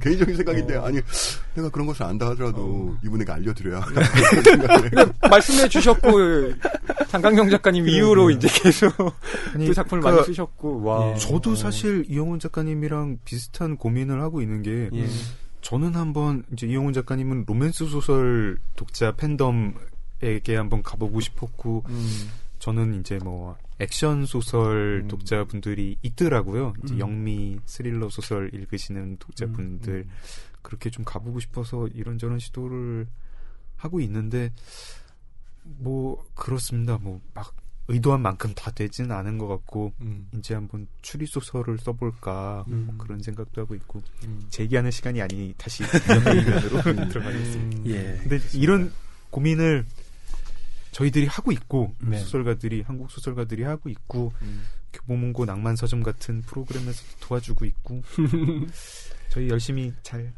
살아남아 보아요. 저희도 열심히 하겠습니다. 저희 2017년 새해 특집으로 이렇게 이 주제를 선택한 건 매우 탁월했다 생각이 듭니다. 무엇보다 어떻게 살아남는가 이 전략을 두 작가님께 들어보는 이 시간을 갖고 있는데요. 한편으로 저는 이영훈 작가님의 말씀을 들으면서 그런 여러 안배 또 여러 독자층을 생각하는 것도 중요하지만 동시에 그 모든 요구를 또 맞출 수는 없는 거잖아요. 분명히 어떠한 타깃 그리고 내가 생각하는 어떤 문학관, 나의 소설관과 합치되는 부분들에 좀 경계를 잘 찾아내서 그렇게 소설을 밀고 나가야 되는 지점들도 또 분명히 있지 않을까 싶은데요. 그런 점에 있어서 이영훈 작가님이 생각하시는 소설에 대한 생각이랄까요? 그런 것들을 작가의 말에 또 언급을 하고 계세요. 이 소설에 대한 그 이영훈 작가님의 생각, 어떤 소설이 대단한 걸 하는 건 아니지만, 예. 그럼에도 불구하고, 그것 자체가 좀 무척 괜찮은 일이다. 소설을 쓰는 것, 읽는 것, 이런 것들이 삶에 그 정도의 의미가 있지 않을까라고 언급을 하셨는데요. 이런 표현도 있습니다. 잘못인 줄 알면서도 부끄러운 짓을 하고 후회하는 게 나의 단점이다. 이것도 뭐 설명해 주실 얘기가 있을까요? 예, 여러분들이 지금 제가 나중에 후회할 말을 너무너무 많이 듣고 계시기 때문에 굳이 이야기할 필요가 없을 것 같고 소설에 대해서 이야기를 하자면 네. 허위평론가님께서 얘기하셨던 그 부분이 절실하고 저 역시 잊지 말아야 될 문제라고 생각은 합니다. 그런데 소설에 대해서 생각을 했었을 때 그 간과하기 쉬운 것이 몇 가지가 있어요. 첫 번째, 소설은 세계에 대한 이야기예요. 인간의 세계, 인간의 삶, 인간의 윤리, 세계에 대한 이야기죠. 세계, 그러니까 소설이란 건 세계예요, 세계. 인간의 세계. 그런데 두 번째로 소설은 이야기예요. 사람들이 이 두 가지 사이에서 어떤 것을 택해야 할지에 관련된 여러 가지 그런 것들이 있죠. 자, 우리는 삶과 세계를 택한 소설이 진실하다고 믿어요. 한국의 이른바 이야기하는 순수문학은 그렇게 발전해 해온 겁니다. 그 소설들의 아름다움은 굳이 말로 표현할 필요가 없습니다. 저도 너무너무 아름답다고 생각을 하고 조금이라도 그런 것들을 훔칠 수 있는 작품을 쓸 수 있으면 여한이 없을 것 같아요. 아마 소설을 쓸 수 있는 사람이라고 한다면 예. 우리나라에서 소설을 쓰는 분들이란다면 모두 다 그렇게 생각을 할 것 같아요. 그런데 동시에 또 한편으로 소설은 이야기로도 존재하는 거거든요. 그걸 잊어온 게 아닌가 하는 생각이 들어요. 많은 사람들이. 제가 이 얘기는 진짜로 후회할 이야기지만 제가 그동안 너무 답답한 거였기 때문에 하나만 네. 말씀을 드려볼게요. 옛날에 여름 블록버스터 영화라고 하면은 대부분은 굉장히 화려한 기술을 들이긴 했지만 내러티브적으로는 너무너무 빈약한 영화들이었어요. 네. 그렇죠. 그러니까 인디펜던스 데이가 컴퓨터 바이러스를 외계인 모함에 심어 넣어가고 폭발시킨다. 이게 진짜로 그 영화의 그 줄거리거든요.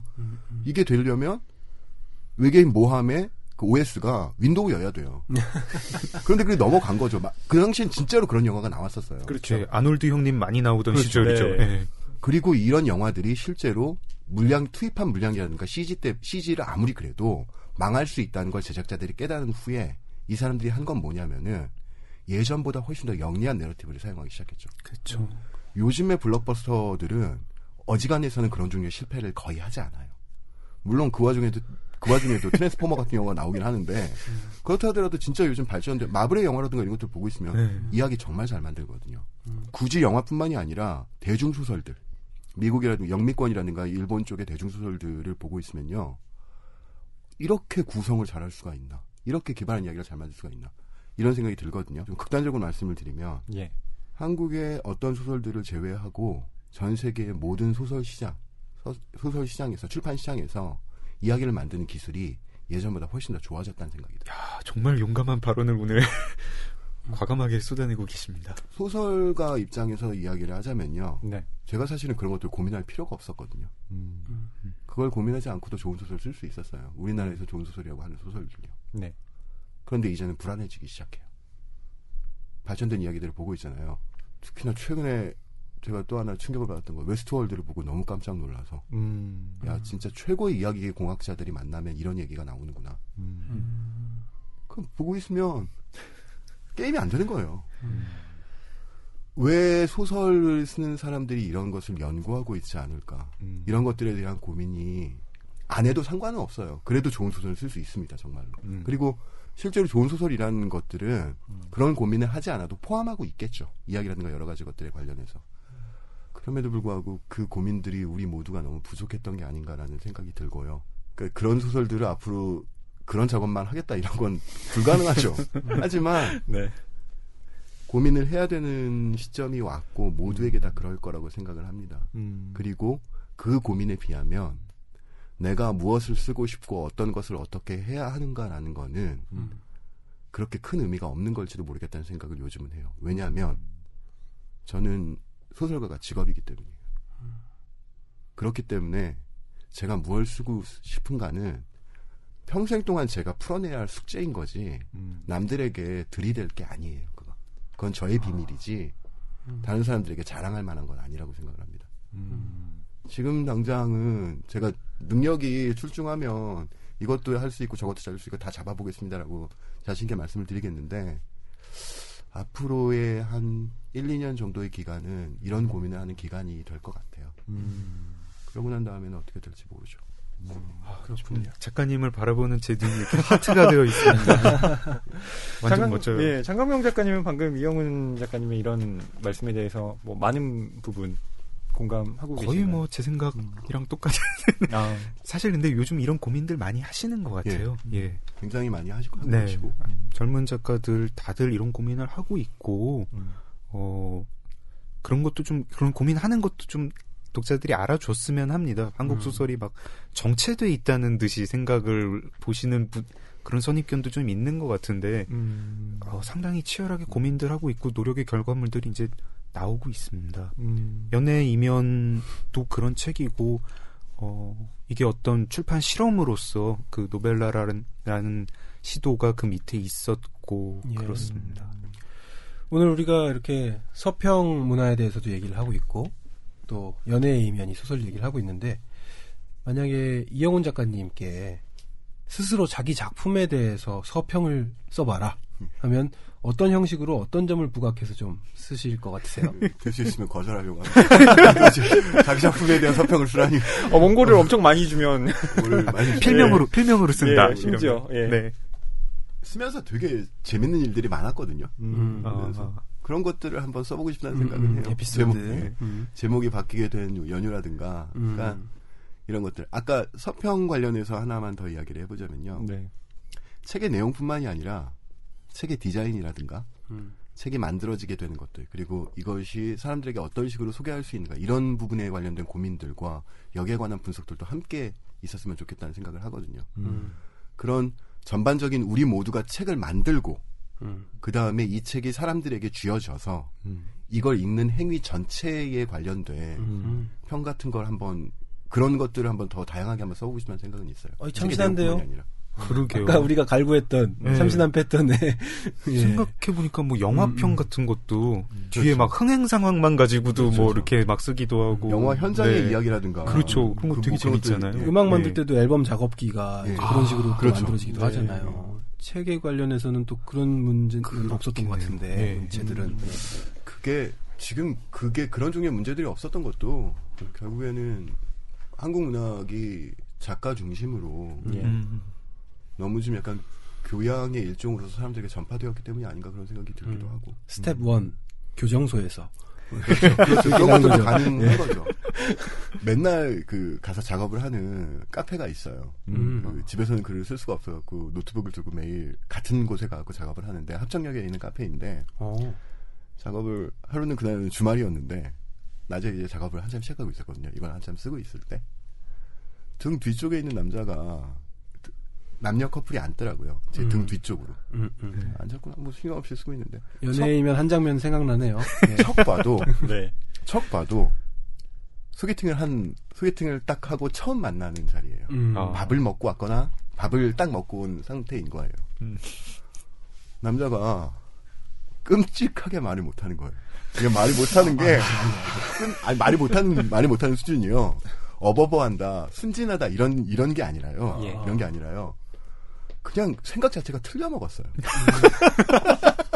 여자분한테 잘 보이기 위해서 제 딴에는 이런 것도 자랑도 하고 질문도 하고 이러는데, 여자분이 웃고는 있는데, 제가 보기에 뒤에서 듣고 있는데 등골이 서늘해질 정도로 위험한 이야기들을 막 하는 거예요. 결혼하면 부모님을 모셔야죠. 근데 그 결혼 얘기도 진짜 웃긴 게, 진짜 그 얘기를 했다니까. 나이가 20몇 살밖에 안 된 놈인데. 그거 아마 헤어지고 싶어가지고 고도의 능수능란한 전략 아닐까요? 그 여자분이 잠깐 자리를 떴을 때, 남자가 거울을 막 보고, 진짜 의자 기무리 같은 이렇게 만지고, 전 그걸 다 보고 있었던 거예요.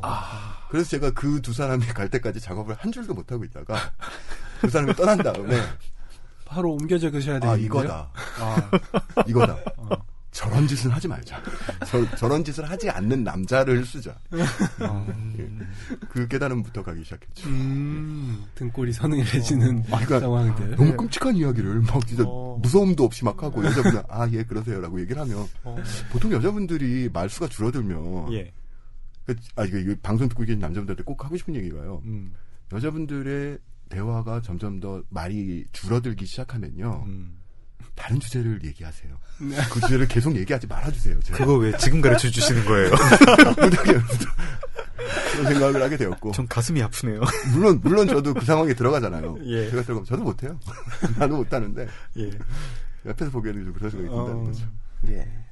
참 연애 이면을 쓴 작가가 연애 코칭을 이렇게 네. 나름 하나 해주셨는데요. 연애 표면을 말씀해 주셨습니다. 적어도 소개팅 처음 만났을 때는 이제 예. 해서는 안 될 말들 정말 살짝 중요한 팁을 거죠. 주셨어요. 근데 진짜 무시무시한 거 뭐냐면요. 예. 여자분들은 어지간해서 이런 실수 잘 안 하거든요.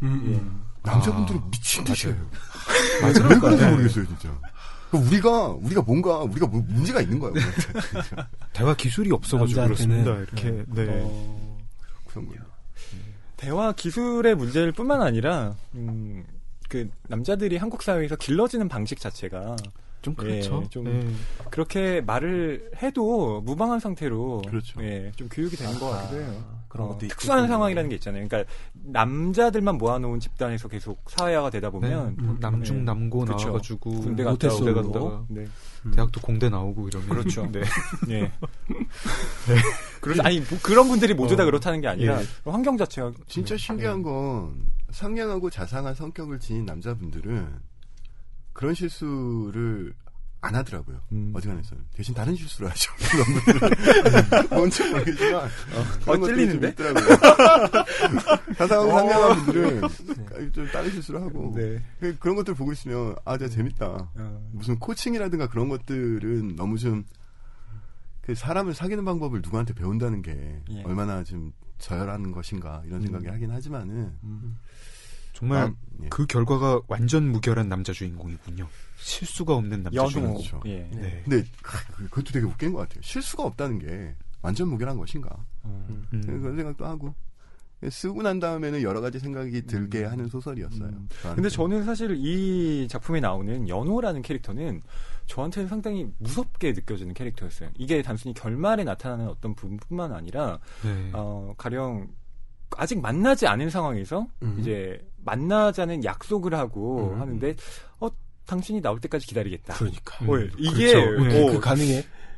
정말 12시가 넘어서까지 영업시간 종료된 다음까지 남아있는 거잖아요. 그걸 보면서 이 남자 뭔가 심상치 않다. 물론 그 뒤에 굉장히 젠틀하게 모든 일들을 다 하지만 이것 자체가 정말 범상한 사람일까?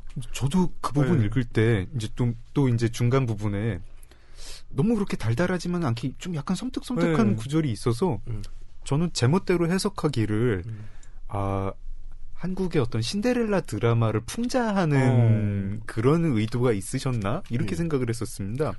그거를 드라마에서 이제 멋있는 배우가 연기할 때는 다들 이렇게 보지만 약간의 뉘앙스 차이를 주고 작가가 좀 터치만을 하는 것만으로도 어떤 그 비현실성이 확 느껴지잖아요. 그렇죠. 그리고 오히려 더 무섭게 느껴지고 그런 의도가 있으셨나요, 혹시? 예. 너무너무 전형적인 인물들을 이렇게 그려놓고 싶었고 그리고 좀 약간 좀 농담 삼아서 하나만 이야기를 하자면요. 원래 처음에 원고를 썼었을 때는 연호가 12시까지 커피숍에 기다리잖아요. 그 커피숍을 사버리는 장면이 있었어요. 정말 한국 드라마 같아요. 그런 장면이 있었는데 이 커피숍 11시까지만 합니다 하면 얼마면 되죠? 그런 장면 넣을까? 그 인물은 그냥 장르적 전형성에 기대서 만든 인물이었는데 동시에 이제 쓰면서 좀 제가 달라진 건 마음가짐이 달라지더라고요. 그냥 전형적인 너는 그냥 전형성을 그냥 입고만 있어 라는 방식으로 안 쓰게 되는 거죠. 마지막에 가서는. 우리의 전형성이 얼마나 비전형적인가 하는 거를 보여줍니다. 사실 마지막까지 안 가도 여자친구를 위해서 롯데월드 혼자 개장해가지고 이벤트하는 그게 정상입니까? 그건 비인간적이야 진짜. 그렇잖아요. 그렇죠. 이런 거 대화할 때 하면 안 되는 거죠. 소개팅 나가서. 또 하나. 저도 할 것처럼 해야 되는 거죠. 롯데월드. 또 하나 진짜 걸리는 거. 이거는 꼭 이야기를 하고 싶었어요. 지금은 상관이 없는 부분인데요. 이 소설이 나오고 난 다음에 이제 그 젠더 감수성의 문제가 비로소 대두되기 시작했죠. 지금에 와서는. 저는 그 지점으로 봤었을 때 이 소설은 잘못 쓰여진 거라는 생각도 들어요. 왜요? 이 소설을 쓸 때는 제가 의식하지 못했던 젠더 감성의 측면에서 잘못된 부분이 있었던 것 같기도 해요. 수동적인 여성 주인공의 그 입장을 저는 연희 역시 전형적인 어떤 장르물의 주인공으로서 그 작용을 하는 거거든요. 그렇죠. 이야기로서 이 얘기를 제가 받아들일 때는 사람들한테 소개할 때는 거리낌이 없는데 그 이야기가 만약에 현실의 어떤 진실을 담고 있어야 한다라는 입장이라고 한다면은 분명히 이 얘기는 잘못된 부분이 있는데 동시에 또 한편으로 이런 부분도 좀 묻고 싶은 거예요. 그렇다고 한다면 제가 이 인물들의 전형을 따온 할리퀸 로맨스, 트렌디 드라마, 우리가 익히 봐오는 수많은 텔레비전 드라마의 인물들 이 품고 있는 전형성은 과연 얼마나 정치적으로 올바른 것인가? 그렇죠. 에 대한 질문을 우리가 해볼 수 있어야 한다고 생각을 하고 만약에 지금 제가 지난 여름과 지금까지를 거치면서 겪었던 어떤 종류의 그 젠더 감수성이라든가 페미니즘에 관련된 고민을 이 소설을 썼을 때 했다면은 조금 다른 결론 내지는 다른 식의 글을 쓸 수 있지 않았을까라는 생각도 하고 그건 좀 아쉽습니다. 저는 오히려 애독자 입장에서 작품을 옹호하고 싶은 마음입니다. 그러니까. 작가의 저항에서. 방금 생각하셨던 부분들이 쓰시는 중간에 투입됐다면 끝까지 쓸 수 있었을까요? 그런 거라기보다 이 소설의 여주인공이 어떤 뭐 수동적인 인물이라는 게 어떤 뭐 양성평등에 어긋난다고 생각하지는 않거든요. 분명히 개별적으로 이런 인간이 있을 수 있고 그렇죠. 이게 등장인물이 많지 않은 어떤 소설인데 무슨 어떤 대의에 맞춰가지고 캐릭터가 완벽한 캐릭터가 나와야 된다는 법도 없거니와 사실은 이 소설 자체가 그런 젠더 감수성의 문제를 좀 환기시켜준다고 생각해요. 아까 말씀하셨던 듯이 우리가 익히 아는 연애 서사가 특히 이제 그 대중 소비되는 연애 서사가 얼마나 기이하고 그로테스크한가를 보여준다는 측면에서 그렇죠. 네. 고발의 측면이 있는 소설이고 제가 너무 확대 해석하는 건가요? 아니 전혀 그런 너무 면에서는, 감사한 말씀이고 그런 면에서는 상당히 깨어있는 소설이다. 장강명 작가님께서 그 옹호를 해주신 부분은 그러니까 그럴 수 있죠. 그러니까 그렇게 해석이 가능하죠. 가령 뭐 최만식의 치숙이라는 작품에서 그 삼촌을 사실은 최만식 작가는 옹호하려고 했던 거고 그 삼촌을 비판하고 있는 바로 그 조카를 욕하기 위해서 쓴 거잖아요. 그러니까 말하자면 어떤 작가의 의도라는 것이 그 캐릭터에 반영되는 것이 반어적으로 이제 투영돼서 그 작품이 우리한테는 그렇게 읽히고 누가 봐도 이건 최만식 작가가 그렇게 썼구나. 이렇게 읽히는데 연예이면의 경우에도 그렇게 장강명 작가님처럼 전 읽어낼 수 있다고 봐요. 그러니까 이것이 연예 서사의 그 어떤 전형성 자체를 환기시키는 방식으로. 그런데 저는 이영훈 작가님이 또 고려하시는 어떤 문제 있잖아요. 그러한 젠더 감수성에 대한 문제에 있어서도 사실은 이 작품이 그러니까 어떤 양면의 칼처럼 그것을 안고 있는 작품이라는 생각도 들었는데요. 그게 왜 그러냐면 이 작품의 어떤 끝까지 읽지 않은 분들이라면 특히나 더 그런 생각이 드시겠지만 굉장히 전형적으로 진행되잖아요. 근데 여기에 있어서의 이 전형성 자체가 사실은 우리로 하여금 여러 가지 것들을 그 생각해 보게 만들기도 하지만 동시에 어떻게 보면 이것이 우리가 익숙하게 봐온 어떤 트렌디의 서사야라고 하면서 그대로 따라 읽는 분들도 계시다는 거죠. 그러니까 이를테면 이영훈 작가님의 그 작품을 읽고 이거 내가 그동안 너무 봐왔던 작품과 비슷한데 마지막 결말만 이상해. 라고 했던 그 서평을 쓰셨던 분 있죠. 그건 그분이 정확하게 그 트렌디 서사 그동안 봐왔던 것과 무리 없이 이영훈 작가님의 작품을 읽어냈던 거예요. 그러니까 자기 코드랑 너무 일치했던 거죠. 제가 생각할 때 이렇습니다. 어떤 독재자의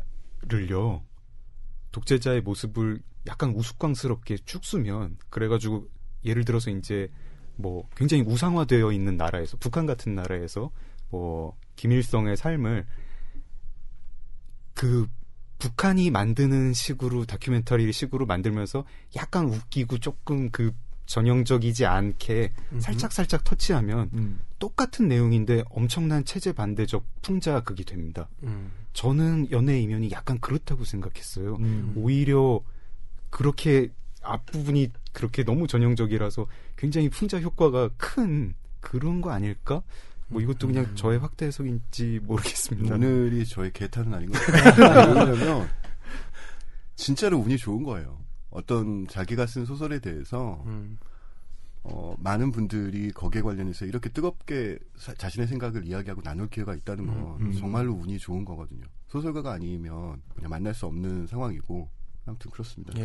아니 막 그렇게 얘기하고 싶어지는 그런 소설이에요. 네. 그리고 저도 허위평론가가 말씀하셨던 거나 아까 서평을 쓰셨던 분 중에 앞에까지는 너무 재밌었다라고 말씀하신 부분에 이해를 어느 정도 할 수 있는 건 제가 어느 정도 연애 소설을 읽을 때 여성의 감수성으로 읽는 버릇이 있는 것 같아요. 그래서 남자 주인공이 로맨틱한 일들을 펼칠 때 두 손을 부여잡고 눈이 하트가 되어서 네, 그런 낭만에도 젖어들 줄 아는 제가 감수성을 그런 게 가졌습니다. 되는 남자분들이 있어요. 예, 이게 돼요, 제가.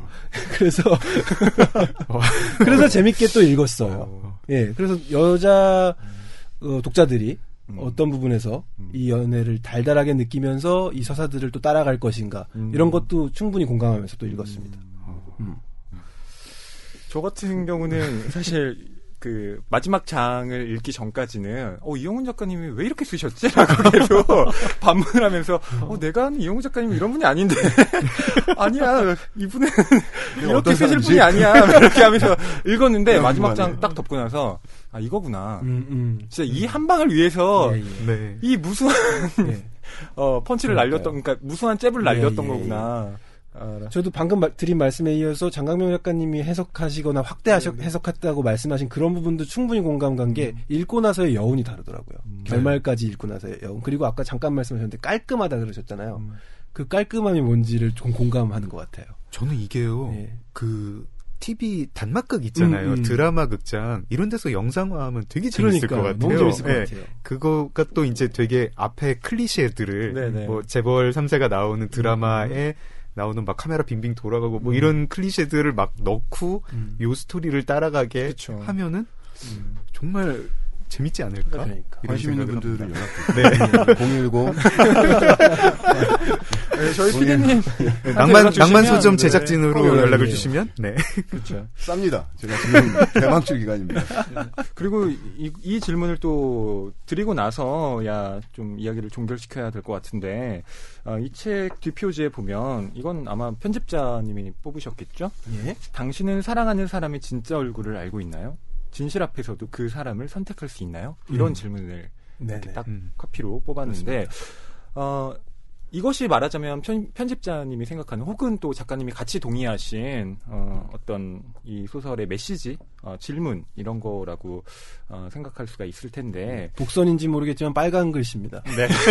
작가님은 이 카피에 대해서 또 어떻게 생각하시는지 그리고 이 질문 자체에 대해서는 또 어떤 생각을 갖고 계신지 여쭤보고 싶어요. 그 카피는 이제 굉장히 현명하신 편집자분께서 심혈을 기울여서 만들어주신 것이기 때문에 거기에 관련해서 이야기를 하자면 저랑 대화를 하고 난 다음에 그 카피를 만드셨더라고요. 그 선택을 할 수 있어야만 연애를 넘어서는 지점까지 갈 수 있다고 생각을 해요. 근데 중요한 건 뭐냐면 연애를 넘어선다라고 표현을 하게 되면 연애보다 무언가 더 한 단계 높은 곳의 사랑, 감정에 문제가 있다고 생각하기가 쉬운데 그렇지가 않거든요. 그냥 영역이 다른 거예요. 그냥 사랑하지 않은 채로 연애만 하셔도 돼요. 좋은 기분, 편안한 기분, 달짝지근한 감성, 이 사람을 만나면 만족스럽다, 혹은 이 사람은 나를 불안하게 만든다, 혹은 이 사람은 나를 더 나은 사람으로 노력하도록 만든다. 여러 가지 감정들이 있을 수가 있단 말이에요. 연애에서는 그 감정들을 즐길 수가 있죠. 나쁘지 않다고 생각해요. 하지만 사랑은 그것과는 좀 다른 차원의 감정이에요. 전혀 관계가 없어요. 사랑은. 무슨 유행가 가사처럼 사랑은 고통스러운 거다. 뭐 그런 차원의 문제가 아니에요. 훨씬 더 깊은 심구의 문제가 있고, 일단 그것을 깨닫게 된다거나 혹은 어느 쪽이 먼저인지는 모르겠어요. 예. 그 감정이 오고 나서 무언가 다른 존재가 되는 건지, 다른 존재가 됐기 때문에 그 감정이 가능해지는 건지는 모르겠지만 다만 이렇게 이야기하려고는 싶어요. 그런 종류의 감정을 한 번도 느껴보지 못했다거나 혹은 스스로 피해왔다거나 혹은 아직까지 운이 없어서 만나보지 못했다고 한다면은 그건 좀 불행한 삶인 것 같다는 생각은 하긴 해요. 그러나 그 감정을 만났을 때는 그걸 모르는 불행한 삶과는 비교도 안 될 정도로 고통스럽기 때문에 도망치는 것도 나쁘지 않다고 생각하고 그렇습니다. 저는 그 뒷표지 카피 불만입니다. 제가 쓴다면은 깎아지른 듯한 조각 같은 그 남자 유연호. 좋잖아요. 뭐 이렇게 나가야 될 것 같은데요. 트렌디. 네. 한 3,000부 더 나가는 소리가 들리는 것 같은데. 그 작가의 의도를 정확히 반영한 그 뒤카피 아닙니까? 안타깝다. 어느 날 그가 뭐 내게 다가와 말했다. 커피숍 문 닫는 날까지 기다리겠습니다. 다음에 제가 뭐 장강명 선생님이 어려운 일을 하나 해드릴 테니까 가방 할 테니까요. 다음에 제가 카피를 한번 그럼 제사를 써주시는 거 너무 좀 약간 좀 서로 간에 좀 격식을 차리는 것 같고 유 마침표 연 마침표 호 마침표 좋다. 3,000부 더 나가는 소리. 저는 장강명 작가님께도 여쭤보고 싶어요. 그러니까 장강명 작가님도 그 금음에서 또 사랑에 관련된 또 주옥 같은 이야기 쓰시지 않았습니까? 저 이 자리 빌어서 하나 묻고 싶은 게 있는데 끼어들어서 아니에요. 너무 재밌어요. 금음에 딱 한 명 이름이 나오는 인물이 있어요. 그 인물 이름이 이영훈이에요. 근데 이 인물이 최고 악역이에요. 이거 매번 여쭤보는데 그냥 우연이었다는 거예요. 물어보시는 질문인데 여러분 그냥 우연이었다는 건 말이 안 되지 않나요?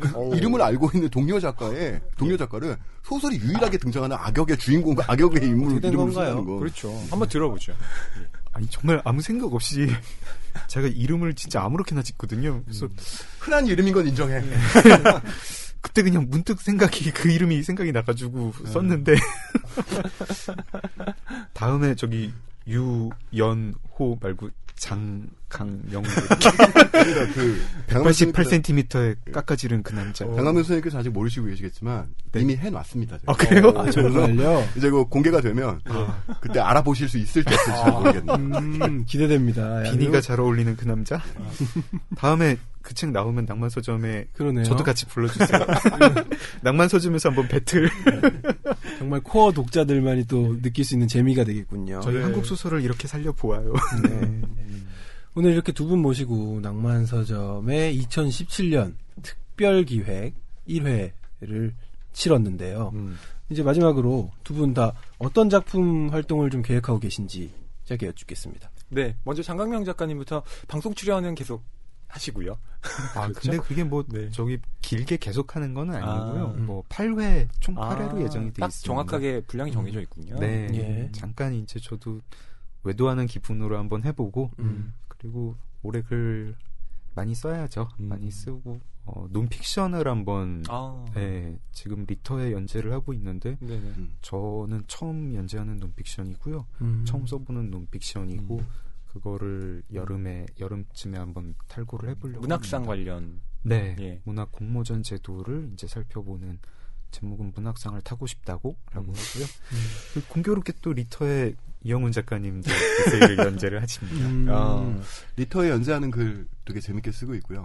이제 연재가 아마 여름까지면 아마 저는 일단 1차적으로 끝을 내고 그다음에 다른 연재처를 잡아서 글을 이어가든가 아마 그렇게 해야 할 것 같고 그거 말고는 그 분이라는 잡지가 있습니다. 그 일본 문화를 소개하는 잡지인데 이쪽에서 그 일본의 여러 가지 창작물들에 관련된 에세이를 쓰게 될 것 같아요. 알겠습니다. 두 분을 모시고 이렇게 오늘 낭만서점 꾸렸는데요. 오늘 출연한 소감 짧게 좀 말씀해 주시죠.